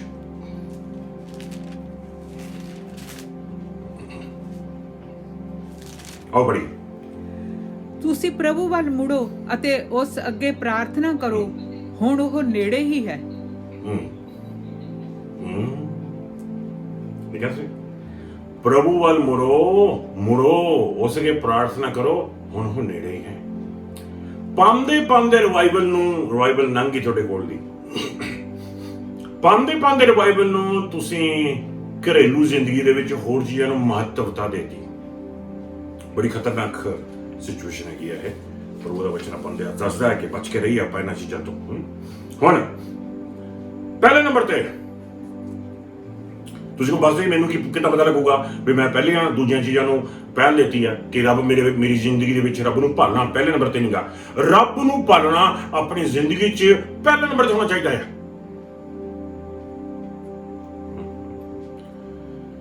ਤੁਸੀਂ ਆਪਣੇ ਜੀਵਨ ਦੇ ਵਿੱਚ ਸਭ ਤੋਂ ਜ਼ਿਆਦਾ ਟਾਈਮ ਕਿਹੜੀ ਚੀਜ਼ 'ਚ ਸਪੈਂਡ ਕਰਦੇ ਹੋ? ਜਿਸ ਚੀਜ਼ ਦੇ ਵਿੱਚ ਤੁਸੀਂ ਆਪਣੇ ਜੀਵਨ ਦੇ ਵਿੱਚ, ਆਪਣੇ ਦਿਨ ਦੇ ਵਿੱਚ, ਆਪਣੇ ਹਫ਼ਤੇ ਦੇ ਵਿੱਚ, ਆਪਣੇ ਮਹੀਨੇ ਦੇ ਵਿੱਚ ਜਿਸ ਚੀਜ਼ ਦੇ ਵਿੱਚ ਸਮਾਂ ਟਾਈਮ ਤੁਸੀਂ ਸਭ ਤੋਂ ਜ਼ਿਆਦਾ ਸਪੈਂਡ ਕਰਦਾ ਜਿਸ ਚੀਜ਼ ਦੇ ਵਾਸਤੇ, ਉਹ ਚੀਜ਼ ਤੁਹਾਡੀ ਜ਼ਿੰਦਗੀ 'ਚ ਪਹਿਲੇ ਨੰਬਰ ਤੇ ਹੈ। ਜੇ ਪਰਮੇਸ਼ਰ ਨੂੰ ਭਾਲਣਾ ਸਮਾਂ ਤੁਸੀਂ ਜਿਹੜਾ ਬਤੀਤ ਕਰਦੇ ਹੋ ਪ੍ਰਭੂ ਨੂੰ ਭਾਲਣ ਦੇ ਵਿੱਚ, ਉਹ ਸਭ ਤੋਂ ਜ਼ਿਆਦਾ ਕਰਦੇ ਹੋ। ਦਿਨ ਦੇ ਵਿੱਚ ਸਭ ਤੋਂ ਜ਼ਿਆਦਾ ਸਮਾਂ ਤੁਸੀਂ ਪ੍ਰਭੂ ਨੂੰ ਭਾਲਣ 'ਚ ਸਪੈਂਡ ਕਰ ਰਹੇ ਹੋ। ਦਿਨ ਦੇ ਵਿੱਚ, ਹਫ਼ਤੇ ਦੇ ਵਿੱਚ ਸਭ ਤੋਂ ਜ਼ਿਆਦਾ ਸਮਾਂ ਤੁਸੀਂ ਪਰਮੇਸ਼ਰ ਨੂੰ ਭਾਲਣ 'ਚ ਸਪੈਂਡ ਕਰ ਰਹੇ ਹੋ। ਮਹੀਨੇ ਵਿੱਚ ਸਭ ਤੋਂ ਜ਼ਿਆਦਾ ਸਮਾਂ ਤੁਸੀਂ ਪਰਮੇਸ਼ਰ ਨੂੰ ਭਾਲਣ ਵਿੱਚ ਸਪੈਂਡ ਕਰ ਰਹੇ ਹੋ। ਤਾਂ ਪਰਮੇਸ਼ਰ ਵਾਕਈ ਤੁਹਾਡੀ ਜ਼ਿੰਦਗੀ 'ਚ ਪਹਿਲੇ ਨੰਬਰ ਤੇ ਆ। ਉਹਨੂੰ ਢੂੰਡਣਾ ਪਹਿਲੀ ਪ੍ਰਾਇੋਰਟੀ ਆ ਤੁਹਾਡੀ। ਲੇਕਿਨ ਜੇ ਹੋਰ ਚੀਜ਼ਾਂ ਨੂੰ ਤੁਸੀਂ ਪਹਿਲ ਦੇਤੀ, ਸਭ ਤੋਂ ਜ਼ਿਆਦਾ ਸਮਾਂ ਤੁਸੀਂ ਉਹਨਾਂ ਚੀਜ਼ਾਂ 'ਚ ਲਾ ਰਹੇ ਹੋ, ਪ੍ਰਭੂ ਦੇ ਵਿੱਚ ਘੱਟ ਲਾ ਰਹੇ ਹੋ, ਤਾਂ ਪ੍ਰਭੂ ਦੇ ਪਰਮੇਸ਼ਰ ਦੂਜੇ ਨੰਬਰ ਤੇ ਆ ਗਿਆ। ਤੇ ਉਹ ਚੀਜ਼ਾਂ ਵੀ ਤੁਹਾਡੇ ਹੱਥਾਂ ਵਿੱਚੋਂ ਨਿਕਲ ਜਾਣਗੀਆਂ। ਸੋ ਜਿੱਦਾਂ ਕਹਿ ਲਓ ਕਿ ਨਾ ਤਾਂ ਪਰਮੇਸ਼ਰ ਮਿਲਿਆ, ਨਾ ਉਹ ਚੀਜ਼ਾਂ ਮਿਲੀਆਂ। ਲੇਕਿਨ ਜੇ ਪਰਮੇਸ਼ਰ ਨੂੰ ਪਾਲਾਂਗੇ, ਪ੍ਰਭੂ ਕਹਿੰਦਾ ਬਾਕੀ ਦੀਆਂ ਸਾਰੀਆਂ ਚੀਜ਼ਾਂ ਮੈਂ ਤੇਰੇ ਹੱਥ ਵਿੱਚ ਰੱਖ ਦਿਆਂਗਾ। ਕਦੇ ਵੀ ਕੁਝ ਵੀ ਹੋ ਜਾਵੇ, ਕਦੇ ਵੀ ਦੂਜੀਆਂ ਚੀਜ਼ਾਂ ਨੂੰ ਪਹਿਲ ਨਾ ਦੇਵੋ, ਪਰਮੇਸ਼ਰ ਨੂੰ ਹੀ ਪਹਿਲ ਦੇਵੋ। ਦੂਸਰੀਆਂ ਸਾਰੀਆਂ ਚੀਜ਼ਾਂ ਤੁਹਾਡੀਆਂ ਝੋਲੀਆਂ 'ਚ ਪਾਉਣ ਵਾਲਾ ਖੁਦ ਪਰਮੇਸ਼ਰ ਆ। ਉਹ ਪਰਮੇਸ਼ਰ ਆ ਜਿਹਨੇ ਮੌਤ ਨੂੰ ਵੀ ਹਰਾ ਦਿੱਤਾ। ਜੋ ਜਿਉਂਦਾ ਪਰਮੇਸ਼ਰ ਆ, ਉਹਦੇ ਪਿੱਛੇ ਜਿਹੜਾ ਚੱਲੇਗਾ ਉਹ ਕਦੇ ਸ਼ਰਮਿੰਦਾ ਨਹੀਂ ਹੋਵੇਗਾ, ਉਹਨੂੰ ਆਪਣੀ ਬਰਕਤ ਦੇਵੇਗਾ। ਉਹਦਾ ਦਿਲ ਦੀਆਂ ਪੂਰੀਆਂ ਕਰਨ ਵਾਲਾ ਪਰਮੇਸ਼ਰ ਆ। ਸੋਚਾਂ ਜਾਣਦਾ ਆ ਉਹ ਤੇਰੀਆਂ, ਤੇਰੇ ਖਿਆਲ, ਤੇਰੀਆਂ ਡਿਜ਼ਾਇਰਸ ਉਹ ਜਾਣਦਾ ਆ, ਤੇ ਇਹ ਬਰਕਤ ਉਹ ਤੈਨੂੰ ਦੇਵੇਗਾ। ਦੂਸਰੇ ਨੰਬਰ ਤੇ ਸਭ ਤੋਂ ਜ਼ਿਆਦਾ ਪੈਸਾ ਤੁਸੀਂ ਕਿਹੜੀ ਚੀਜ਼ ਵਿੱਚ ਸਪੈਂਡ ਕਰ ਰਹੇ ਹੋ? ਕਿ ਤੁਸੀਂ ਪਰਮੇਸ਼ਰ ਦੀਆਂ ਚੀਜ਼ਾਂ ਦੇ ਵਿੱਚ ਸਭ ਤੋਂ ਜ਼ਿਆਦਾ ਪੈਸਾ ਸਪੈਂਡ ਕਰ ਰਹੇ ਹੋ, ਜਾਂ ਇੱਧਰ ਦੀਆਂ ਉੱਧਰ ਦੀਆਂ ਚੀਜ਼ਾਂ ਤੁਸੀਂ ਪੈਸਾ ਸਭ ਤੋਂ ਜ਼ਿਆਦਾ ਸਪੈਂਡ ਕਰਦੇ ਹੋ? ਇਹ ਤੋਂ ਪਤਾ ਲੱਗਦਾ ਕਿ ਤੁਹਾਡੀ ਪ੍ਰਾਇੋਰਟੀ ਕੀ ਹੈ। ਜਿਹੜਾ ਪਰਮੇਸ਼ਰ ਦੇ ਵਿੱਚ ਆਪਣਾ ਪੈਸਾ ਸਭ ਤੋਂ ਜ਼ਿਆਦਾ ਸਪੈਂਡ ਕਰੇ, ਉਹਦੀ ਜ਼ਿੰਦਗੀ 'ਚ ਪਰਮੇਸ਼ਰ ਹੀ ਪਹਿਲੇ ਨੰਬਰ ਤੇ ਹੈ। ਤੀਸਰੇ ਨੰਬਰ ਤੇ ਤੁਹਾਡੀਆਂ ਸੋਚਾਂ ਦਾ ਫੋਕਸ ਪਹਿਲੇ ਨੰਬਰ ਤੇ ਕਿਹੜੀ ਤੇ ਆ? ਤੁਸੀਂ ਆਪਣੀਆਂ ਸੋਚਾਂ 'ਚ ਕਿਹੜੀ ਚੀਜ਼ ਨੂੰ ਫੋਕਸ ਕਰ ਰਹੇ ਹੋ? ਕਿਹੜੀ ਚੀਜ਼ ਨੂੰ ਸੋਚ ਰਹੇ ਹੋ ਲਗਾਤਾਰ? ਕਿਹੜੀ ਚੀਜ਼ ਤੁਹਾਡੀਆਂ ਸੋਚਾਂ 'ਚ ਬਣੀ ਹੋਈ ਹੈ? ਕਿਹੜੀ ਚੀਜ਼ ਬਣੀ ਹੋਈ ਹੈ ਤੁਹਾਡੀਆਂ ਸੋਚਾਂ ਦੇ ਵਿੱਚ? ਕਿ ਪਰਮੇਸ਼ਰ ਨੂੰ ਭਾਲਣਾ, ਕਿ ਪਰਮੇਸ਼ਰ ਨੂੰ ਢੂੰਡਣਾ, ਕਿ ਉਹਦੀ ਸੇਵਾ ਕਰਨੀ, ਕਿ ਉਹਦਾ ਨਾਮ ਉੱਚਾ ਕਰਨਾ, ਕਿ ਉਹਦਾ ਨਾਮ ਦੱਸਣਾ, ਕਿ ਵਰਸ਼ਿਪ ਕਰਨੀ, ਇਹੀ ਤੁਹਾਡੀਆਂ ਸੋਚਾਂ 'ਚ ਘੁੰਮਦਾ ਸਭ ਤੋਂ ਜ਼ਿਆਦਾ, ਤਾਂ ਪਰਮੇਸ਼ਰ ਪਹਿਲੇ ਨੰਬਰ ਤੇ ਆ ਤੁਹਾਡੀਆਂ ਸੋਚਾਂ। ਜੇ ਪਰਮੇਸ਼ਰ ਤੁਹਾਡੀਆਂ ਸੋਚਾਂ 'ਚ ਪਹਿਲੇ ਨੰਬਰ ਤੇ ਆ, ਪਰਮੇਸ਼ਰ ਤੁਹਾਡੀ ਜ਼ਿੰਦਗੀ 'ਚ ਵੀ ਪਹਿਲੇ ਨੰਬਰ ਤੇ ਹੋਵੇਗਾ। ਜੇ ਪ੍ਰਾਇੋਰਟੀਜ਼ ਗਲਤ ਹੋ ਗਈਆਂ, ਬਹੁਤ ਵੱਡੀ ਠੋਕਰ ਖਾ ਲਈ, ਰਿਵਾਈਵਲ ਆਪਣੇ ਹੱਥੋਂ ਗਈ। ਇਹ ਤੀਸਰਾ ਦੁਸ਼ਮਣ ਆ ਜੀ, ਤਾਂ ਕਿ ਰਿਵਾਈਵਲ ਬੰਦੇ ਤੇ ਨਾ ਆਵੇ। ਚੌਥੇ ਨੰਬਰ ਤੇ ਲਿਖਾਂਗੇ ਚੌਥਾ ਦੁਸ਼ਮਣ ਕਿਹੜਾ ਹੈਗਾ, ਆਖਰੀ ਦੁਸ਼ਮਣ ਪੜਾਂਗੇ ਆਪਾਂ ਦੁਬਾਰਾ ਫਿਰ ਉਹੀ ਵਰਸ ਜਾਵਾਂਗੇ। 2 Chronicles chapter 7 verse 14। ਜੀ ਹਾਂ। ਅਤੇ ਜੇ ਮੇਰੀ ਪ੍ਰਜਾ ਜੋ ਮੇਰੇ ਨਾਮ ਤੇ ਅਖਵਾਉਂਦੀ ਹੈ ਅਧੀਨ ਹੋ ਕੇ ਪ੍ਰਾਰਥਨਾ ਕਰੇ ਅਤੇ ਮੇਰੇ ਦਰਸ਼ਨ ਦੀ ਚਾਹਵੰਦ ਹੋਵੇ ਅਤੇ ਆਪਣੇ ਭੈੜੇ ਰਾਹ ਤੋਂ ਮੁੜੇ, ਤਾਂ ਮੈਂ ਸਵਰਗ ਤੋਂ ਸੁਣ ਕੇ ਉਹਨਾਂ ਦੇ ਪਾਪ ਖਿਮਾ ਕਰਾਂਗਾ ਅਤੇ ਉਹਨਾਂ ਦੇ ਦੇਸ਼ ਨੂੰ ਬਹਾਲ ਕਰ ਦਿਆਂਗਾ। ਮੇਰੇ ਦਰਸ਼ਨ ਦੀ ਚਾਹਵੰਦ ਹੋਵੇ, ਚਾਹਵੰਦ ਦਰਸ਼ਨ ਨੂੰ ਭਾਲਣਾ, ਦਰਸ਼ਨ ਢੂੰਡਣਾ ਪਹਿਲੇ ਨੰਬਰ ਤੇ। ਚੌਥੇ ਨੰਬਰ ਤੇ ਹੈ ਪ੍ਰੈਜ਼ੰਪਸ਼ਨਸ। ਜਿਹੜੀਆਂ ਪ੍ਰੈਜ਼ੰਪਸ਼ਨਸ ਨੇ, ਪ੍ਰਜ਼ਿਊਮ ਕਰ ਲੈਣਾ ਵੀ ਕੋਈ ਗੱਲ ਨਹੀਂ, ਪਰਮੇਸ਼ਰ ਦੀ ਕਿਰਪਾ ਹੈਗੀ ਹੋਈ ਆ, ਕੋਈ ਗੱਲ ਨਹੀਂ, ਪਰਮੇਸ਼ਰ ਨੇ ਬਰਕਤ ਦੇ ਹੀ ਦੇਣੀ ਆ, ਕੋਈ ਗੱਲ ਨਹੀਂ, ਪਰਮੇਸ਼ਰ ਮਰਸੀਫੁਲ ਪਰਮੇਸ਼ਰ ਆ, ਉਹ ਸਮਝਦਾ ਆ, ਬਰਕਤ ਤਾਂ ਮਿਲੀ ਜਾਣੀ ਆ, ਮੁਕਤੀ ਸਾਨੂੰ ਮਿਲੀ ਗਈ ਆ, ਪਾਕ ਰੂਹ ਸਾਨੂੰ ਮਿਲੀ ਗਈ ਆ, ਰਿਵਾਈਵਲ ਵੀ ਮਿਲੀ ਜਾਣੀ ਆ। ਜੇ ਆਹੀ ਬੰਦਾ ਸੋਚ ਲੇ, ਪ੍ਰੈਜ਼ੰਪਸ਼ਨ ਦੇ ਵਿੱਚ ਚਲਾ ਜਾਵੇ, ਪ੍ਰਜ਼ਿਊਮ ਕਰ ਲੇ ਰੱਬ ਦੀਆਂ ਬਰਕਤਾਂ ਆਪਣੀਆਂ ਹੀ ਨੇ, ਹੁਣ ਕੋਈ ਗੱਲ ਨਹੀਂ, ਤਾਂ ਪ੍ਰਭੂ ਦੇ ਬਣਾ ਬਹੁਤ ਵੱਡੀ ਗਲਤੀ ਕਰ ਲੈਂਦੇ ਆ ਆਪਾਂ, ਕਿਉਂਕਿ ਇਹ ਚੀਜ਼ਾਂ ਆਪਾਂ ਤੋਂ ਠੁੱਸ ਹੋ ਸਕਦੀਆਂ ਨੇ, ਆਪਣੇ ਆਪ ਤੋਂ ਗੁੰਮ ਹੋ ਸਕਦੀਆਂ ਨੇ। ਪ੍ਰਭੂ ਦਾ ਵਚਨ ਕਹਿੰਦਾ ਹੈ ਕਿ ਨੋ, ਆਪਣੇ ਹੱਥ ਧੋ ਕੇ ਪੂਰੇ ਦਿਲ ਦੇ ਨਾਲ ਪਾਪ ਤਿਆਗ ਕੇ ਪਰਮੇਸ਼ਰ ਦੇ ਪਿੱਛੇ ਆਈਏ ਤੇ ਉਹਦੀ ਕਿਰਪਾ ਤੇ ਉਹਦੀ ਦਇਆ ਨੂੰ ਭਾਲਦੇ ਰਹੀਏ ਲਗਾਤਾਰ। ਪੜਾਂਗੇ ਪਰਮੇਸ਼ਰ ਦੇ ਵਚਨ ਦੇ ਵਿੱਚੋਂ। ਜੀ ਹਾਂ, ਆਇਜ਼ਾਇਆ ਚੈਪਟਰ 59 ਦੇਖਾਂਗੇ, ਉਹਦਾ ਦੂਸਰਾ ਵਰਸ ਦੇਖਾਂਗੇ। ਲੋਕ ਕਹਿੰਦੇ ਨੇ ਕਈ ਵਾਰ, ਓ ਆਈ ਐਮ ਸੇਵਡ, ਹੁਣ ਸਮ ਆਫ ਦ ਥਿੰਗਸ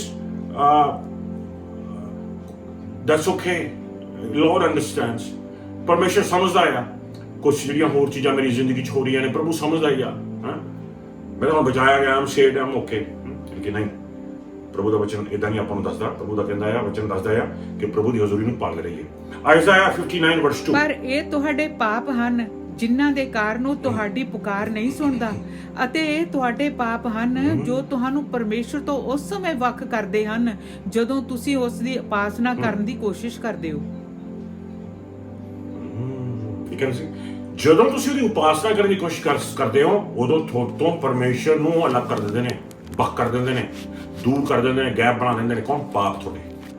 ਉਹ ਤਾਂ ਕਹਿੰਦਾ ਮੈਂ ਬਚਾਇਆ ਗਿਆ ਆ, ਪ੍ਰਭੂ ਜੀ ਕੋਈ ਗੱਲ ਨਹੀਂ, ਜੇ ਮੈਂ ਪਾਪ ਕਰ ਰਿਹਾ, ਕਰੀ ਜਾ ਰਿਹਾ, ਕੋਈ ਗੱਲ ਨਹੀਂ, ਪ੍ਰਭੂ ਤੂੰ ਆਪੇ ਦੇਖੇਗਾ। ਪ੍ਰਭੂ ਤੇ ਪਹਿਲਾਂ ਹੱਥ ਧੋ ਕੇ ਉਸ ਪਰਮੇਸ਼ਰ ਦੇ ਪਿੱਛੇ ਪੈ ਜਾਈਏ ਕਿ ਪ੍ਰਭੂ ਜੀ ਸਾਨੂੰ ਪਾਪਾਂ ਤੋਂ ਮੁਕਤੀ ਦੇ। ਪ੍ਰਭੂ ਸਾਡੇ ਉਹ ਪਾਪ ਮਾਫ ਕਰਨ ਲਈ ਨਹੀਂ ਆਇਆ, ਸਾਡੇ ਉਹ ਪਾਪ ਧੋਣ ਵਾਸਤੇ ਨਹੀਂ ਆਇਆ, ਸਾਨੂੰ ਪਾਪਾਂ ਤੋਂ ਆਜ਼ਾਦ ਕਰਨ ਵਾਸਤੇ ਆਇਆ। ਹੁਣ ਪਾਪ ਤੇਰੇ ਉੱਤੇ ਰਾਜ ਨਹੀਂ ਕਰੇਗਾ, ਪ੍ਰਭੂ ਦਾ ਵਚਨ ਕਹਿੰਦਾ ਹੈ। ਪ੍ਰੋਵਰਬਸ ਚੈਪਟਰ 28 ਦੇਖਾਂਗੇ, ਉਹਦਾ 13ਵਾਂ ਵਰਸ ਪੜਾਂਗੇ ਆਪਾਂ। ਜੀ ਹਾਂ, ਪ੍ਰੋਵਰਬਸ 28 ਵਰਸ 13 ਆਪਣੇ ਅਪਰਾਧਾਂ ਉੱਤੇ ਪਰਦਾ ਪਾਉਣ ਵਾਲਾ ਮਨੁੱਖ ਵੱਧ ਫੁੱਲੇਗਾ ਨਹੀਂ, ਪਰ ਆਪਣੇ ਅਪਰਾਧਾਂ ਨੂੰ ਮੰਨ ਕੇ ਛੱਡਣ ਵਾਲਾ ਮਾਫੀ ਪ੍ਰਾਪਤ ਕਰੇਗਾ। ਮੰਨ ਕੇ ਛੱਡਣ ਵਾਲਾ ਮਾਫੀ ਪ੍ਰਾਪਤ ਕਰੇਗਾ, ਲੇਕਿਨ ਆਪਣੇ ਅਪਰਾਧਾਂ ਦੇ ਉੱਤੇ ਪਰਦਾ ਪਾਉਣ ਵਾਲਾ, ਜਾਨੀ ਕਿ ਲੋਕ ਬੜੇ ਗੁੱਡ ਐਕਸਕਿਊਜ਼ ਬਣਾ ਕੇ ਰੱਖਦੇ ਨੇ। ਮੈਂ ਤੋਂ ਜੀ ਆ ਗਲਤੀ ਹੋ ਜਾਂਦੀ ਹੈ ਕਿਉਂਕਿ ਆਹ ਜਿਹੜੀ ਘਰ ਦੇ ਵਿੱਚ ਮੈਨੂੰ ਬੋਲੀ ਜਾਂਦੀ ਆ, ਜਾਂ ਮੇਰਾ ਬੌਸ, ਮੇਰੇ ਬੱਚੇ, ਇਹ ਫਲਾਨਾ ਫਲਾਨਾ, ਅੱਜ ਜੀ ਬਸ ਉਦਾਸੀ ਸੀਗੀ ਤਾਂ ਮੇਰੇ ਤੋਂ ਜੀ ਗਲਤੀ ਹੋ ਗਈ, ਅੱਜ ਬੜਾ ਖੁਸ਼ੀ ਦਾ ਦਿਨ ਸੀਗਾ ਜੀ ਤਾਂ ਮੇਰੇ ਤੋਂ ਗਲਤੀ ਹੋ ਗਈ। ਉਹਨਾਂ ਨੇ ਬੜੇ ਗੁੱਡ ਐਕਸਕਿਊਜ਼ਸ ਬਣਾਏ ਹੋਏ ਨੇ, ਜਾਨੀ ਕਿ ਆਪਣੇ ਪਾਪ ਤੇ ਪਰਦਾ ਪਾਉਣ ਦੇ ਵਿੱਚ ਉਹ ਐਕਸਪਰਟ ਬਣ ਗਏ ਨੇ, ਐਕਸਪਰਟ ਬਣ ਗਏ ਨੇ। ਲੇਕਿਨ ਪ੍ਰਭੂ ਦਾ ਵਚਨ ਕਹਿੰਦਾ ਆ, ਆਪਾਂ ਨੂੰ ਹੁਣ ਐਸਾ ਸਮਾਂ ਚਾਹੀਦਾ ਆ ਜਿਹੜਾ ਰਿਪੈਂਟੈਂਸ ਦਾ ਸਮਾਂ ਹੋਵੇ। ਆਓ ਕੁਝ ਸਮਾਂ ਕੱਢੀਏ, ਆਓ ਕੁਝ ਟਾਈਮ ਕੱਢੀਏ, ਆਓ ਕੁਝ ਦਿਨ ਕੱਢੀਏ ਕਿ ਆਪਾਂ ਆਪਣੇ ਆਪ ਨੂੰ ਪ੍ਰਭੂ ਦੇ ਹਜ਼ੂਰੀ 'ਚ ਰੱਖੀਏ ਤੇ ਪ੍ਰਭੂ ਨੂੰ ਕਹੀਏ, ਪ੍ਰਭੂ ਜੀ ਅਸੀਂ ਇਹਨਾਂ ਦਿਨਾਂ 'ਚ ਤੌਬਾ ਕਰਨਾ ਚਾਹੁੰਦੇ ਹਾਂ, ਦੁਬਾਰਾ ਆਪਣੇ ਦਿਲਾਂ 'ਚ ਝਾਤੀ ਮਾਰਨਾ ਚਾਹੁੰਦੇ ਹਾਂ, ਦਿਲ ਸਾਫ਼ ਕਰਨਾ ਚਾਹੁੰਦੇ ਹਾਂ, ਪਵਿੱਤਰਤਾ ਦੇ ਵਿੱਚ ਅੱਗੇ ਵਧਣਾ ਚਾਹੁੰਦੇ ਹਾਂ ਪ੍ਰਭੂ ਜੀ, ਤਾਂ ਕਿ ਅਸੀਂ ਤੇ ਸਾਡਾ ਪਰਿਵਾਰ ਹੋਰ ਬਿਹਤਰ ਹੋ ਕੇ ਤੇਰੀ ਸੇਵਾ ਕਰ ਸਕੇ। ਜੇਮਸ ਦੇ ਵਿੱਚ ਜਾਵਾਂਗੇ, ਚੈਪਟਰ 5 verse 16 ਪੜਾਂਗੇ। ਜੇਮਸ 5ਵਾਂ ਚੈਪਟਰ ਤੇ ਉਹਦਾ 16ਵਾਂ ਵਰਸ ਆਪਾਂ ਦੇਖਾਂਗੇ। ਤੇ ਪ੍ਰਭੂ ਦਾ ਵਚਨ ਕਹਿੰਦਾ ਹੈ ਕਿ ਜਿਹੜਾ ਧਰਮੀ ਆ, ਉਹਦੀ ਦੁਆ ਜਿਹੜੀ ਆ ਉਹ ਕਦੇ ਖਾਲੀ ਨਹੀਂ ਜਾਵੇਗੀ। ਧਰਮੀ ਕੌਣ ਆ? ਉਹ ਆ ਜਿਹਨੇ ਪ੍ਰਭੂ ਯਿਸੂ ਮਸੀਹ ਜੀ ਦੇ ਲਹੂ ਦੇ ਵਿੱਚ ਵਿਸ਼ਵਾਸ ਕੀਤਾ ਆ, ਜਿਹਨੇ ਵਿਸ਼ਵਾਸ ਕੀਤਾ ਹੈ ਕਿ ਪ੍ਰਭੂ ਯਿਸੂ ਮਸੀਹ ਜੀ ਨੇ ਸਲੀਬ ਦੇ ਉੱਤੇ ਜਿਹੜਾ ਕੰਮ ਕੀਤਾ ਆ ਉਹਦੇ ਵਿੱਚ ਸ਼ਕਤੀ ਆ। ਉਹ ਜਦੋਂ ਪ੍ਰਾਰਥਨਾ ਕਰਦਾ ਆ, ਉਹ ਜਦੋਂ ਪ੍ਰਭੂ ਦੇ ਚਰਨਾਂ ਵਿੱਚ ਬਹਿੰਦਾ ਆ, ਉਹਦੀ ਪ੍ਰਾਰਥਨਾ ਸੁਣੀ ਜਾਂਦੀ ਆ। ਪ੍ਰਭੂ ਦੇ ਨਾਲ ਧਰਮੀ ਦੀ ਪ੍ਰਾਰਥਨਾ ਸੁਣੀ ਜਾਏਗੀ। ਧਰਮੀ ਕੌਣ ਆ? ਜਿਨੇ ਧਾਰਮਿਕਤਾ ਦੇ ਵਿੱਚ, ਸਲੀਬ ਦੀ ਧਾਰਮਿਕਤਾ ਦੇ ਵਿੱਚ ਵਿਸ਼ਵਾਸ ਕੀਤਾ ਹੈ, ਪ੍ਰਭੂ ਦੇ ਲਹੂ ਦੀ ਸ਼ਕਤੀ 'ਚ ਵਿਸ਼ਵਾਸ ਕੀਤਾ ਹੈ। ਆਓ ਪੜ੍ਹੀਏ ਜੇਮਸ ਚੈਪਟਰ 5 ਵਰਸ 16। ਤੁਸੀਂ ਇੱਕ ਦੂਜੇ ਦੇ ਸਾਹਮਣੇ ਆਪਣੇ ਆਪਣੇ ਪਾਪ ਸਵੀਕਾਰ ਕਰੋ ਅਤੇ ਇੱਕ ਦੂਜੇ ਦੇ ਲਈ ਪ੍ਰਾਰਥਨਾ ਵੀ ਕਰੋ ਕਿ ਤੁਸੀਂ ਚੰਗੇ ਹੋ ਜਾਵੋ। ਭਲੇ ਆਦਮੀ ਦੀ ਪ੍ਰਾਰਥਨਾ ਬਹੁਤ ਸ਼ਕਤੀਸ਼ਾਲੀ ਹੁੰਦੀ ਹੈ ਕਿਉਂਕਿ ਪਰਮੇਸ਼ਰ ਉਸ ਦੇ ਦੁਆਰਾ ਕੰਮ ਕਰਦਾ ਹੈ। ਪਰਮੇਸ਼ਰ ਭਲੇ ਆਦਮੀ ਦੇ ਦੁਆਰਾ ਕੰਮ ਕਰਦਾ ਹੈ। ਭਲਾ ਆਦਮੀ ਕੌਣ ਆ? ਜਿਹਦੇ ਵਿੱਚ ਪ੍ਰਾਈਡ ਨਹੀਂਗਾ। ਭਲਾ ਆਦਮੀ ਕੌਣ ਆ? ਜਿਹਨੇ ਪਰਮੇਸ਼ਰ ਨੂੰ ਪ੍ਰਾਇੋਰਟਾਈਜ਼ ਕੀਤਾ ਹੈ, ਪਹਿਲੇ ਨੰਬਰ ਤੇ ਰੱਖਿਆ ਹੋਇਆ ਹੈ। ਜਿੱਦਾਂ ਆਪਾਂ ਅੱਜ ਪੜ੍ਹ ਰਹੇ ਹੈਗੇ ਆ, ਉਹ ਸਾਰੀਆਂ ਚੀਜ਼ਾਂ ਜਿਹੜੀਆਂ ਦੁਸ਼ਮਣਾਂ ਨੇ ਰਿਵਾਈਵਲ ਦੀਆਂ ਉਹਦੀ ਜ਼ਿੰਦਗੀ 'ਚ ਹੈ ਨਹੀਂ। ਭਲਾ ਆਦਮੀ ਕੌਣ ਆ? ਜਿਹਦੇ ਵਿੱਚ ਪ੍ਰਾਰਥਨਾ ਦਾ ਘਾਟਾ ਨਹੀਂਗਾ, ਜਿਹੜਾ ਦਿਨ ਰਾਤ ਪ੍ਰਾਰਥਨਾ ਕਰਦਾ ਹੈ। ਭਲਾ ਆਦਮੀ ਕੌਣ ਆ? ਭਲਾ ਆਦਮੀ ਉਹ ਆ ਜਿਹੜਾ ਪ੍ਰਜ਼ਿਊਮ ਨਹੀਂ ਕਰਦਾ ਕਿ ਬਰਕਤ ਮਿਲ ਗਈ ਤਾਂ ਬਸ ਹੁਣ ਮਿਲ ਗਈ। ਉਹਨੂੰ ਸੰਭਾਲ ਕੇ ਰੱਖਦਾ ਆ, ਉਹਨੂੰ ਪ੍ਰੋਟੈਕਟ ਕਰਕੇ ਰੱਖਦਾ ਆ। ਛੋਟੀਆਂ ਛੋਟੀਆਂ ਚੀਜ਼ਾਂ ਦੇ ਵਿੱਚੋਂ ਆਪਣੇ ਆਪ ਨੂੰ ਵੱਡੀਆਂ ਵੱਡੀਆਂ ਚੀਜ਼ਾਂ ਦੇ ਵਿੱਚ, ਛੋਟੀਆਂ ਛੋਟੀਆਂ ਚੀਜ਼ਾਂ ਤੋਂ ਬਚ ਕੇ ਰਹਿੰਦਾ ਆ ਤੇ ਪਰਮੇਸ਼ਰ ਵਿੱਚ ਵੱਧਦਾ ਰਹਿੰਦਾ ਹੈ। ਆਓ ਆਖਰੀ ਵਚਨ ਪੜਾਂਗੇ, ਵਰਸ ਪੜਾਂਗੇ ਆਪਾਂ ਜਰਮਾਇਆ ਚੈਪਟਰ 29 ਵਰਸ 13। ਜਰਮਾਇਆ 29 ਵਰਸ 13 ਪੜਾਂਗੇ ਆਪਾਂ, 29-13। ਜੀ ਹਾਂ, ਕੀ ਕਹਿੰਦਾ ਹੈ ਵਚਨ? ਇਹ ਵਚਨ ਮੈਂ ਸਾਰਿਆਂ ਨੂੰ ਡੈਡੀਕੇਟ ਕਰਨਾ ਚਾਹਨਾ ਹਾਂ ਅੱਜ। ਤੁਸੀਂ ਮੈਨੂੰ ਲੱਭੋਗੇ ਅਤੇ ਮੈਨੂੰ ਲੱਭ ਲਵੋਗੇ ਅਤੇ ਮੈਂ ਤੁਹਾਡੀ ਬਹਾਲੀ ਤੁਹਾਡੀ ਆਪਣੀ ਧਰਤੀ ਉੱਤੇ ਕਰਾਂਗਾ। ਤੁਸੀਂ ਮੈਨੂੰ ਲੱਭੋਗੇ ਤੇ ਮੈਨੂੰ ਲੱਭ ਲਵੋਗੇ ਤੇ ਮੈਂ ਤੁਹਾਨੂੰ ਬਹਾਲ ਕਰ ਦਿਆਂਗਾ। ਰਿਵਾਈਵਲ। ਤੁਸੀਂ ਮੈਨੂੰ ਲੱਭੋਗੇ, ਪ੍ਰਭੂ ਨੂੰ ਇਹ ਜ਼ਿੰਦਗੀ 'ਚ ਧੰਨ ਨੇ ਉਹ ਜਿਹੜੇ ਪਰਮੇਸ਼ਰ ਦਾ ਚਿਹਰਾ ਲੱਭਦੇ ਨੇ। ਜਿਹੜਾ ਪਰਮੇਸ਼ਰ ਦਾ ਚਿਹਰਾ ਲੱਭਦਾ ਆ, ਲਗਾਤਾਰ ਲੱਭਦਾ ਰਹਿੰਦਾ ਹੈ, ਲੱਭਦਾ ਰਹਿੰਦਾ ਆ। ਪਰਮੇਸ਼ਰ ਆਪਣੀ ਕਿਰਪਾ, ਆਪਣੀ ਦਇਆ ਉਹਦੇ ਤੇ ਕਰਦਾ ਰਹਿੰਦਾ ਹੈ। ਲੱਭਣਾ ਬੰਦ ਨਹੀਂ ਕਰਨਾ। ਜਿੱਦਾਂ ਤੁਸੀਂ ਲੱਭਣਾ ਬੰਦ ਕਰਦਾ, ਸਮਝ ਲਓ ਕਿ ਤੁਹਾਡੀ ਭੁੱਖ ਪਿਆਸ ਮਰ ਗਈ। ਜਿਹਦੀ ਭੁੱਖ ਪਿਆਸ ਮਰ ਗਈ, ਉਹਦੀ ਜ਼ਿੰਦਗੀ ਦੇ ਵਿੱਚ ਪਾਕਰੂ ਫਲੋ ਨਹੀਂ ਹੋਏਗਾ, ਉਹਦੀ ਜ਼ਿੰਦਗੀ ਦੇ ਵਿੱਚ ਰਿਵਾਈਵਲ ਫਲੋ ਨਹੀਂ ਹੋਏਗੀ, ਉਹਦੀ ਜ਼ਿੰਦਗੀ ਵਿੱਚ ਅਨੋਇੰਟਿੰਗ ਫਲੋ ਨਹੀਂ ਹੋਏਗੀ, ਖਤਮ ਹੋ ਜਾਏਗੀ, ਟੁੱਟ ਜਾਏਗੀ, ਰੁਕ ਜਾਏਗੀ। ਪ੍ਰਭੂ ਦੇ ਪਰੋਂ ਆਓ ਪੂਰੇ ਦਿਲ ਦੇ ਨਾਲ ਪਰਮੇਸ਼ਰ ਦੇ ਚਰਨਾਂ 'ਚ ਆਈਏ, ਉਹਦੀ ਹਜ਼ੂਰੀ 'ਚ ਆਈਏ ਤੇ ਉਹਨੂੰ ਲੱਭਦੇ ਰਹੀਏ। ਦਿਨੋਂ ਦਿਨ ਉਹਨੂੰ ਲੱਭੀਏ, ਰਾਤੋਂ ਰਾਤ ਉਹਨੂੰ ਲੱਭੀਏ, ਸਵੇਰੇ ਉਹਨੂੰ ਲੱਭੀਏ, ਰਾਤ ਨੂੰ ਲੱਭੀਏ, ਜਦੋਂ ਜਾਗ ਖੁੱਲਦੀ ਆ ਉਹਨੂੰ ਲੱਭੀਏ, ਆਪਣੇ ਕੰਮ ਦੇ ਵਿੱਚ ਜਾਂਦੇ ਹੋਏ ਉਹਨੂੰ ਲੱਭੀਏ, ਆਪਣੀ ਗੱਡੀਆਂ 'ਚ ਲੱਭੀਏ, ਆਪਣੇ ਕਾਰਾਂ 'ਚ ਲੱਭੀਏ, ਆਪਣੇ ਜਿੱਥੇ ਵੀ ਆਪਾਂ ਜਾਂਦੇ ਆ ਉਹਨੂੰ ਲੱਭੀਏ। ਆਪਣੀਆਂ ਸੋਚਾਂ ਵਿੱਚ ਆਪਾਂ ਪਰਮੇਸ਼ਰ ਨੂੰ ਲੱਭਦੇ ਰਹੀਏ। ਜਿਹੜਾ ਪਰਮੇਸ਼ਰ ਨੂੰ ਲੱਭ ਲਏਗਾ, ਜਿਹੜਾ ਪਰਮੇਸ਼ਰ ਨੂੰ ਢੂੰਡੇਗਾ, ਉਹ ਉਹਨੂੰ ਲੱਭ ਲਏਗਾ। ਢੂੰਡਦੇ ਰਹੀਏ। ਪਰਮੇਸ਼ਰ ਪ੍ਰਸੰਨ ਹੁੰਦਾ ਹੈ, ਖੁਸ਼ ਹੁੰਦਾ ਹੈ ਜਦੋਂ ਲੋਕ ਉਹਨੂੰ ਢੂੰਡਦੇ ਨੇ। ਤੇ ਜਿਹੜੇ ਢੂੰਡਦੇ ਨੇ, ਪਰਮੇਸ਼ਰ ਆਪ ਉਹਨਾਂ ਨੂੰ ਗਾਈਡ ਕਰਦਾ। ਭਾਵੇਂ ਇੱਕ ਤਾਰਾ ਨਾ ਭੇਜਣਾ ਪਵੇ ਉਹਨੂੰ, ਭਾਵੇਂ ਇੱਕ ਐਂਜਲ ਨਾ ਭੇਜਣਾ ਪਵੇ ਉਹਨਾਂ ਨੂੰ ਗਾਈਡ ਕਰਨ ਦੇ ਵਾਸਤੇ ਵੀ, ਮੈਂ ਫਲਾਣੇ ਥਾਂ ਤੇ ਤੁਹਾਨੂੰ ਮਿਲੇਗਾ। ਆਓ ਦੁਆ ਕਰੀਏ। ਪਰਮੇਸ਼ਰ ਪਿਤਾ ਪ੍ਰਭੂ ਯਿਸੂ ਮਸੀਹ ਜੀ ਦੇ ਪਵਿੱਤਰ ਨਾਮ ਦੇ ਵਿੱਚ ਪ੍ਰਭੂ ਜੀ, ਅੱਜ ਮੈਂ ਹਰ ਇੱਕ ਭੈਣ ਭਰਾ ਨੂੰ ਤੁਹਾਡੀ ਹਜ਼ੂਰੀ 'ਚ ਲੈ ਕੇ ਆਉਣਾ ਚਾਹੁੰਦਾ ਹਾਂ। ਮੇਰੀ ਪ੍ਰਾਰਥਨਾ ਹੈ ਪਰਮੇਸ਼ਰ ਪਿਤਾ, ਰਿਵਾਈਵਲ ਚਰਚ ਦੇ ਵਾਸਤੇ ਮੇਰੀ ਦੁਆ ਹੈ ਪ੍ਰਭੂ ਜੀ, ਅੱਜ ਜਿੰਨੇ ਵੀ ਭੈਣ ਭਰਾ ਇਸ ਮੈਸੇਜ ਨੂੰ ਸੁਣਿਆ ਜਿਨ੍ਹਾਂ ਨੇ, ਮੇਰੀ ਬੇਨਤੀ ਹੈ ਪਰਮੇਸ਼ਰ ਪਿਤਾ ਕਿ ਅੱਜ ਇੱਕ ਭੈਣ, ਇੱਕ ਭਰਾ ਨੂੰ ਤੁਹਾਡੀ ਇਹ ਜਾਗਰਤੀ, ਤੁਹਾਡੀ ਇਹ ਰਿਵਾਈਵਲ ਮਿਲ ਸਕੇ। ਪ੍ਰਭੂ ਜੀ, ਅੱਜ ਮੈਂ ਦੁਆ ਕਰਦਾ ਹਾਂ ਕਿ ਪਾਕ ਰੂਹ ਪਵਿੱਤਰ ਆਤਮਾ ਸਾਡੇ ਦਿਲਾਂ ਦੇ ਵਿੱਚ, ਸਾਡੇ ਮਨਾਂ ਦੇ ਵਿੱਚ, ਸਾਡੀਆਂ ਸੋਚਾਂ ਦੇ ਵਿੱਚ ਪ੍ਰਭੂ ਜੀ ਐਸੀ ਚਾਹ, ਐਸੀ ਭੁੱਖ, ਐਸੀ ਪਿਆਸ ਪਾ ਦੇਵੇ, ਐਸਾ ਡਿਸਪਰੇਸ਼ਨ ਪਾ ਦੇਵੇ, ਪਰਮੇਸ਼ਰ ਨੂੰ ਭਾਲਣ ਦੀ ਉਹ ਭੁੱਖ ਪਿਆਸ ਪਾ ਦੇਵੇ, ਤਾਂ ਕਿ ਅਸੀਂ ਪਰਮੇਸ਼ਰ ਨੂੰ ਭਾਲ ਸਕੀਏ, ਪਰਮੇਸ਼ਰ ਨੂੰ ਢੂੰਡ ਸਕੀਏ, ਪਰਮੇਸ਼ਰ ਨੂੰ ਪਾ ਸਕੀਏ ਤੇ ਪ੍ਰਭੂ ਜੀ ਬਹਾਲ ਹੋ ਸਕੀਏ। ਰਿਵਾਈਵਲ ਦੇ ਨਾਲ, ਜਾਗਰਤੀ ਦੇ ਨਾਲ, ਰੂਹ ਦੀ ਭਰਪੂਰੀ ਦੇ ਨਾਲ, ਰੂਹ ਦੀ ਹਜ਼ੂਰੀ ਦੇ ਨਾਲ, ਰੂਹ ਦੀ ਮਸਾ ਦੇ ਨਾਲ ਭਰ ਕੇ ਤੇਰੀ ਸੇਵਾ ਦੇ ਵਿੱਚ ਅੱਗੇ ਜਾ ਸਕੀਏ। ਪ੍ਰਭੂ ਜੀ ਯਿਸੂ ਮਸੀਹ ਜੀ ਦੇ ਨਾਮ ਦੇ ਵਿੱਚ ਮੇਰੀ ਪ੍ਰੇਅਰ ਆ ਪ੍ਰਭੂ ਜੀ, ਅੱਜ ਸਾਰੇ ਭੈਣ ਭਰਾਵਾਂ ਦੇ ਲਈ ਜਿੰਨੇ ਵੀ ਪ੍ਰਭੂ ਜੀ ਇਸ ਵਚਨ ਨੂੰ ਸੁਣ ਰਹੇ ਨੇ, ਕਿ ਹਰ ਉਹ ਚੀਜ਼ ਜਿਹੜੀ ਪ੍ਰਭੂ ਜੀ ਰਿਵਾਈਵਲ ਦੇ ਖਿਲਾਫ ਖੜਦੀ ਆ, ਉਹਨਾਂ ਦੀ ਜ਼ਿੰਦਗੀ ਦੇ ਵਿੱਚੋਂ ਦੂਰ ਕਰ ਦਿੱਤੀ ਜਾਵੇ, ਉਹਨਾਂ ਦੀ ਜ਼ਿੰਦਗੀ ਦੇ ਵਿੱਚੋਂ ਤੋੜ ਦਿੱਤੀ ਜਾਵੇ, ਉਹਨਾਂ ਦੀ ਜ਼ਿੰਦਗੀ ਦੇ ਵਿੱਚੋਂ ਭਸਮ ਕਰ ਦਿੱਤੀ ਜਾਵੇ। ਪ੍ਰਭੂ ਜੀ, ਤੁਸੀਂ ਭਸਮ ਕਰਨ ਵਾਲੇ ਪਰਮੇਸ਼ਰ ਹੋ, ਤੁਹਾਡਾ ਪਾਕ ਰੂਹ, ਤੁਹਾਡੀ ਪਵਿੱਤਰ ਆਤਮਾ ਅੱਜ ਸਾਡੇ ਦਿਲਾਂ ਨੂੰ, ਅੱਜ ਸਾਡੇ ਮਨਾਂ ਨੂੰ ਆਪਣੀ ਅੱਗ ਦੇ ਨਾਲ ਤੁਸੀਂ ਭਰਪੂਰ ਕਰ ਦੇਵੋ, ਆਪਣੀ ਹਜ਼ੂਰੀ ਦੇ ਨਾਲ ਤੁਸੀਂ ਭਰਪੂਰ ਕਰ ਦੇਵੋ, ਤਾਂ ਕਿ ਸਾਡੇ ਜੀਵਨ ਦੇ ਵਿੱਚ ਹਰ ਤਰ੍ਹਾਂ ਦੀ ਬਿਮਾਰੀ ਟੁੱਟ ਜਾਵੇ, ਹਰ ਤਰ੍ਹਾਂ ਦਾ ਦਰਦ ਟੁੱਟ ਜਾਵੇ, ਹਰ ਤਰ੍ਹਾਂ ਦਾ ਸ਼ੈਤਾਨੀ ਹਮਲਾ ਟੁੱਟ ਜਾਵੇ। ਯਿਸੂ ਮਸੀਹ ਜੀ ਦੇ ਨਾਮ ਦੇ ਵਿੱਚ ਇਹ ਦਰਦੀਆਂ ਚੀਜ਼ਾਂ ਟੁੱਟ ਜਾਣ। ਤੇ ਅੱਜ ਪ੍ਰਭੂ ਜੀ ਅਸੀਂ ਆਪਣੀ ਜ਼ਿੰਦਗੀ ਨੂੰ ਸਿੱਧੇ ਕਰ ਲਈਏ। ਅੱਜ ਪ੍ਰਭੂ ਜੀ ਅਸੀਂ ਆਪਣੀ ਜ਼ਿੰਦਗੀਆਂ ਨੂੰ ਤੁਹਾਡੇ ਚਰਨਾਂ 'ਚ ਰੱਖ ਸਕੀਏ। ਅੱਜ ਪ੍ਰਭੂ ਜੀ ਅਸੀਂ ਆਪਣੀ ਜ਼ਿੰਦਗੀਆਂ ਦੇ ਵਿੱਚ ਜਿਹੜੀ ਵੀ ਸਾਡੀ ਗਲਤੀ ਆ, ਇਹਨਾਂ 4 ਦੁਸ਼ਮਣ ਜਿਹੜੇ ਅੱਜ ਆਪਾਂ ਦੇਖੇ ਨੇ, ਜਿਹੜੇ ਪ੍ਰਭੂ ਜੀ ਸਾਡੀ ਜ਼ਿੰਦਗੀ 'ਚ ਰਿਵਾਈਵਲ ਨੂੰ ਨਹੀਂ ਆਉਣ ਦਿੰਦੇ, ਇਹਨਾਂ 4 ਦੁਸ਼ਮਣਾਂ ਨੂੰ ਅਸੀਂ ਆਪਣੀ ਜ਼ਿੰਦਗੀ ਦੇ ਵਿੱਚੋਂ ਡਿਸਟਰੋਏ ਕਰ ਸਕੀਏ। ਪ੍ਰਭੂ ਯਿਸੂ ਮਸੀਹ ਜੀ ਦੇ ਪਵਿੱਤਰ ਨਾਮ ਦੇ ਵਿੱਚ ਮੈਂ ਸ਼ੈਤਾਨ ਦੀਆਂ ਸਾਰੀਆਂ ਪਲਾਨਾਂ ਰੱਦ ਕਰਦਾ ਹਾਂ, ਡਿਸਟਰੋਏ ਕਰਦਾ ਹਾਂ ਯਿਸੂ ਮਸੀਹ ਜੀ ਦੇ ਨਾਮ ਦੇ ਵਿੱਚ। ਮੇਰੀ ਪ੍ਰਾਰਥਨਾ ਹੈ ਪਰਮੇਸ਼ਰ ਪਿਤਾ ਕਿ ਅੱਜ ਹਰ ਇੱਕ ਬਰਕਤ ਪ੍ਰਾਪਤ ਕਰਕੇ ਜਾਵੇ, ਹਰ ਇੱਕ ਰੱਬ ਦਾ ਛੂ ਪ੍ਰਾਪਤ ਕਰਕੇ ਜਾਵੇ, ਪਰਮ ਆਤਮਾ ਦਾ ਛੂ ਪ੍ਰਾਪਤ ਕਰਕੇ ਜਾਵੇ। ਅੱਜ ਤੁਹਾਡੀ ਸ਼ਿਫਾ ਮੰਗਦੇ ਆ। ਅੱਜ ਪ੍ਰਭੂ ਜੀ ਦਰਦ ਦੂਰ ਹੋ ਜਾਣ, ਅੱਜ ਪ੍ਰਭੂ ਜੀ ਦਰਦ ਦੂਰ ਹੋ ਜਾਣ, ਅੱਜ ਪ੍ਰਭੂ ਜੀ ਡਰ ਦੂਰ ਹੋ ਜਾਣ, ਅੱਜ ਮੁਸੀਬਤਾਂ ਟੁੱਟ ਜਾਣ, ਸਿਚੁਏਸ਼ਨ ਟੁੱਟ ਜਾਣ। ਅੱਜ ਪ੍ਰਭੂ ਜੀ ਹੱਲ ਮੰਗਦਾ ਆ। ਜਿਹੜੀਆਂ ਸਿਚੁਏਸ਼ਨ ਚੱਲ ਰਹੀਆਂ ਨੇ ਉਹਨਾਂ ਦੇ ਹੱਲ ਲੋਕਾਂ ਦੀਆਂ ਝੋਲੀਆਂ ਦੇ ਵਿੱਚ ਆ ਜਾਣ। ਜਿਹੜੀਆਂ ਪ੍ਰੋਬਲਮਸ ਚੱਲ ਰਹੀਆਂ ਨੇ ਉਹਨਾਂ ਦੇ ਹੱਲ ਲੋਕਾਂ ਦੀ ਝੋਲੀ ਵਿੱਚ ਆ ਜਾਣ। ਜਿਹੜੇ ਪ੍ਰਭੂ ਜੀ ਕਾਗਜ਼ੀ ਸਿਚੁਏਸ਼ਨ ਚੱਲ ਰਹੀਆਂ ਨੇ, ਪ੍ਰਭੂ ਜੀ ਘਰ ਦੇ ਵਿੱਚ ਪ੍ਰੋਬਲਮਸ ਚੱਲ ਰਹੀਆਂ ਨੇ, ਉਹਨਾਂ ਦੇ ਹੱਲ ਉਹਨਾਂ ਦੀ ਝੋਲੀ ਦੇ ਵਿੱਚ ਆ ਜਾਣ। ਪਰਮੇਸ਼ਰ ਪਿਤਾ ਦਾ ਪਿਆਰ, ਪ੍ਰਭੂ ਯਿਸੂ ਮਸੀਹ ਜੀ ਦੀ ਕਿਰਪਾ ਤੇ ਮਿਹਰ, ਪਵਿੱਤਰ ਆਤਮਾ ਦੀ ਸੰਗਤੀ ਸਭਨਾ ਨਾਲ ਹੋਵੇ ਤੇ ਪ੍ਰਭੂ ਜੀ ਸਾਰਾ ਦਾ ਸਾਰਾ ਕਲੀਸਿਆ ਤੁਹਾਡੀ ਹਜ਼ੂਰੀ ਦੇ ਵਿੱਚ ਵੱਧ ਸਕੇ, ਤੁਹਾਡੀ ਭਰਪੂਰੀ ਦੇ ਵਿੱਚ ਵੱਧ ਸਕੇ। ਮਾਫੀ ਚਾਹੁੰਦੇ ਆ ਪ੍ਰਭੂ ਜੀ ਜੇ ਅਸੀਂ ਦੂਜੀਆਂ ਬੋਲੀਆਂ ਪ੍ਰਾਪਤ ਕਰਕੇ ਦੂਜੀਆਂ ਬੋਲੀਆਂ ਵਿੱਚ ਪ੍ਰਾਰਥਨਾ ਕਰਨੀ ਘੱਟ ਕਰ ਦਿੱਤੀ ਆ ਜਾਂ ਬੰਦ ਕਰ ਦਿੱਤੀ ਆ। ਮਾਫੀ ਚਾਹੁੰਦੇ ਆ ਪਰਮੇਸ਼ਰ ਪਿਤਾ। ਅੱਜ ਸਾਨੂੰ ਤਾਜ਼ਾ ਕਰੋ ਆਪਣੀ ਰੂਹ ਦੇ ਵਿੱਚ, ਅੱਜ ਸਾਨੂੰ ਆਪਣੀ ਹਜ਼ੂਰੀ 'ਚ ਤਾਜ਼ਾ ਕਰੋ, ਅੱਜ ਸਾਨੂੰ ਦੂਜੀਆਂ ਬੋਲੀਆਂ ਵਿੱਚ ਤਾਜ਼ਾ ਕਰੋ। ਅੱਜ ਇੱਕ ਨੂੰ ਨਵੀਂ ਬੋਲੀ ਦੇਵੋ ਤਾਂ ਕਿ ਅਸੀਂ ਪ੍ਰਭੂ ਜੀ ਵੱਧ ਤੋਂ ਵੱਧ ਸਮਾਂ ਦੂਜੀਆਂ ਬੋਲੀਆਂ ਦੇ ਵਿੱਚ ਅੱਗੇ ਵੱਧ ਸਕੀਏ, ਤਾਂ ਕਿ ਪੈਂਟੇਕੋਸਤ ਵਾਸਤੇ ਆਪਣਾ ਦਿਲ, ਆਪਣਾ ਮਨ, ਆਪਣਾ ਸਰੀਰ ਤਿਆਰ ਕਰ ਸਕੀਏ, ਤਾਂ ਕਿ ਤੁਹਾਡੀ ਜਾਗਰਤੀ, ਤੁਹਾਡਾ ਮਸਾ, ਤੁਹਾਡੀ ਰਿਵਾਈਵਲ ਤੁਹਾਡੀ ਜ਼ਿੰਦਗੀ ਦੇ ਵਿੱਚ ਵੱਧਦੀ ਰਹੇ। ਯਿਸੂ ਮਸੀਹ ਜੀ ਦੇ ਨਾਮ ਦੇ ਵਿੱਚ ਆਓ ਹੱਥ ਚੱਕ ਕੇ ਸਾਰੇ ਜਾਣੇ ਦੁਆ ਕਰਾਂਗੇ ਦੂਜੀਆਂ ਬੋਲੀਆਂ ਦੇ ਵਿੱਚ ਕੁਝ ਮਿੰਟ ਪਰਮੇਸ਼ਰ ਦੇ ਅੱਗੇ ਬੇਨਤੀ ਕਰਾਂਗੇ ਕੁਝ ਮਿੰਟ ਵਾਸਤੇ। Hallelujah, hallelujah, hallelujah, hallelujah. ਓ ਧੰਨਵਾਦ, ਧੰਨਵਾਦ, ਧੰਨਵਾਦ, ਧੰਨਵਾਦ, ਧੰਨਵਾਦ। ਮਾਫੀ ਮੰਗਦੇ ਆ ਪਰਮੇਸ਼ਰ ਪਿਤਾ, ਮਾਫੀ ਮੰਗਦੇ ਆ ਪਰਮੇਸ਼ਰ ਪਿਤਾ।